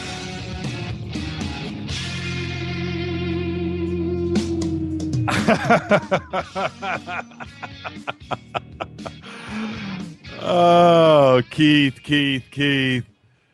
Oh, that's good. Keith, that is real good. Fade to Black on the Dark Matter Radio Network, only on the Dark Matter Radio Network. And I mean it when I say people come up to us all the time. Hey, man, we would love you over here, too. You can still stay on Dark Matter, but come over here. Nope. Won't do it. Shoot me an email to Jimmy@jimmychurchradio.com. We are only on the Dark Matter Radio Network. And follow us on Twitter @JChurchRadio. I'm going through all these tweets. And again, Eugene pushed it from the very, very, very beginning. But you know what, though? I think Eugene asked also. You remember Eugene's old tweets? Hey, man, I want to do a wrap-up show. You remember those? Remember those days? Eugene, you realize now it's not as easy as it sounds. It all sounds good when you're talking about it. But to sit here for 3 hours in a night, yeah, you need to think about that. Oh, he's probably going to say now, no, I was talking about a 30-minute wrap-up show. Tomorrow night, Jason Martell and Nick Menza. And by the way, happy birthday, Nick. I called Nick before the show tonight to wish him happy birthday. He's 50 years old today. And the video, I need to explain this a little bit further and why this is, Keith, I will keep it to myself. Don't worry about it. But I'll say it out loud. I'm going to keep it to myself. Nick Menza, drummer for Megadeth, Slammin' drummer, by the way, Slammin' drummer, and his dad is a jazz guy too as well, Don Menza. He went out last week during the moon, and this is what he shot. And just to entice you to go and look at the video, this is what he shot. He goes out to shoot the moon, the big moon, last week, the large moon, the enormo moon. He goes out in front of his house. He's got his two little boys with him, and he's shooting. And I remember the way the moon looked that specific night. We went out, Rita and I, we were out in the backyard looking at it. And it kind of had a honey color to it. It was kind of yellow. It wasn't white. It had this big, this really cool color to it. And that's what Nick is shooting in this video. So as he points the camera up to the tree, I don't know if it was, or to the moon, there's a tree next to his house. And I don't know if he's shooting with his cell phone or if he shot this with a video camera. I don't know. But it's a crystal clear shot is what I'm getting at. The moon is right there. And all of a sudden, this object pops in on the left side of the moon. And it is triangle. Well, okay. Well, it changes. That's the other thing. It looks like a triangle, like 3 white dots on each corner. And then a fourth one kind of pops up. Almost makes it look square for a second, but it morphs. And you have to see this to believe it. The 3 dots that are, and it's moving towards the moon, the 3 dots kind of close in. And then out in front of the 3 dots is a white triangle. I don't know, white or gray, maybe silver, in front of the other dots, of the 3 points of light, I should say. And it's not small, okay? And there's no question that there's something there. Now, he's shooting the moon, and everybody around him is seeing this other thing, and he sees it. And then it just kind of goes away right as it gets up to the moon. Seeing is believing. Go and look at the video. I want to hear everybody's feedback. All you have to do right now is, Keith, you just tweeted Jason Martell. Martell is Martell, 2 L's. Now I'm busting chops. But Jason's going to see that. Martell, hit the edit button. Can you edit in Twitter? Can you go back and edit a tweet? I've never done that. But can you? I know you can delete a tweet. Can you delete a tweet? Yeah, there you go. Go delete the other one. I'm going to watch this in real time. See if it goes away. Blip. Gar Samuelson. Gar Samuelson. Where do I know Gar Samuelson? Is that the Gar Samuelson? Is he the chef? Gar Samuelson. That's the guy from Cooking Network. I'm just saying. Is that who Gar Samuelson? I'm just saying. All right. So, yeah, tomorrow night, please post the moon video. Okay, look. It's all you have to do is go to Facebook and go to Jimmy Church Radio. Go to the fan page. It's there. Or go to my normal Facebook page, Jimmy Church. Either one has got it there. I'm telling the producers now they can go and find the Nick Menza video, and we will post it. And if we don't have it up on the website, we will put the links up to it on Twitter before, give us 5-10 minutes. And I'll make sure that everything is up and there. All right. The Nick Menza video, for me, when I had heard about it, I got a flood of email yesterday and today. And Rick Fox, oh, by the way, hey, Rick, and Eric, who works for Rick in PR, Rick being a bass player here in L.A., great bass player and an old friend, contacted me yesterday, Eric, and he said, man, you've got to see this Nick Menza video. You got to reach out. And we did. Okay, there it is. There's the link. Okay, let me click on it. So for everybody, there it is. Did Keith just put this up on artbell.com? You should. And I will let Nick know. But there's the video. Now, you can see, I've just clicked on it, and see how the light just went down and formed. Are you watching this? That's absolutely insane. I don't know what that is. And you see the triangle. You see that other light kind of move around and form the square. And now you can see the tree is in the way of the moon. Now watch what happens now. See this triangle? Now watch. Goes silver and disappears. I don't know what that is. I really don't. I don't know what that is. I cannot make heads or tails out of it. Cannot. I want to hear everybody's responses to it. This is Fade to Black on the Dark Matter Radio Network. You can delete, not edit. You can delete, not edit. Oh, Fade to Black. Tomorrow night, Jason Martell.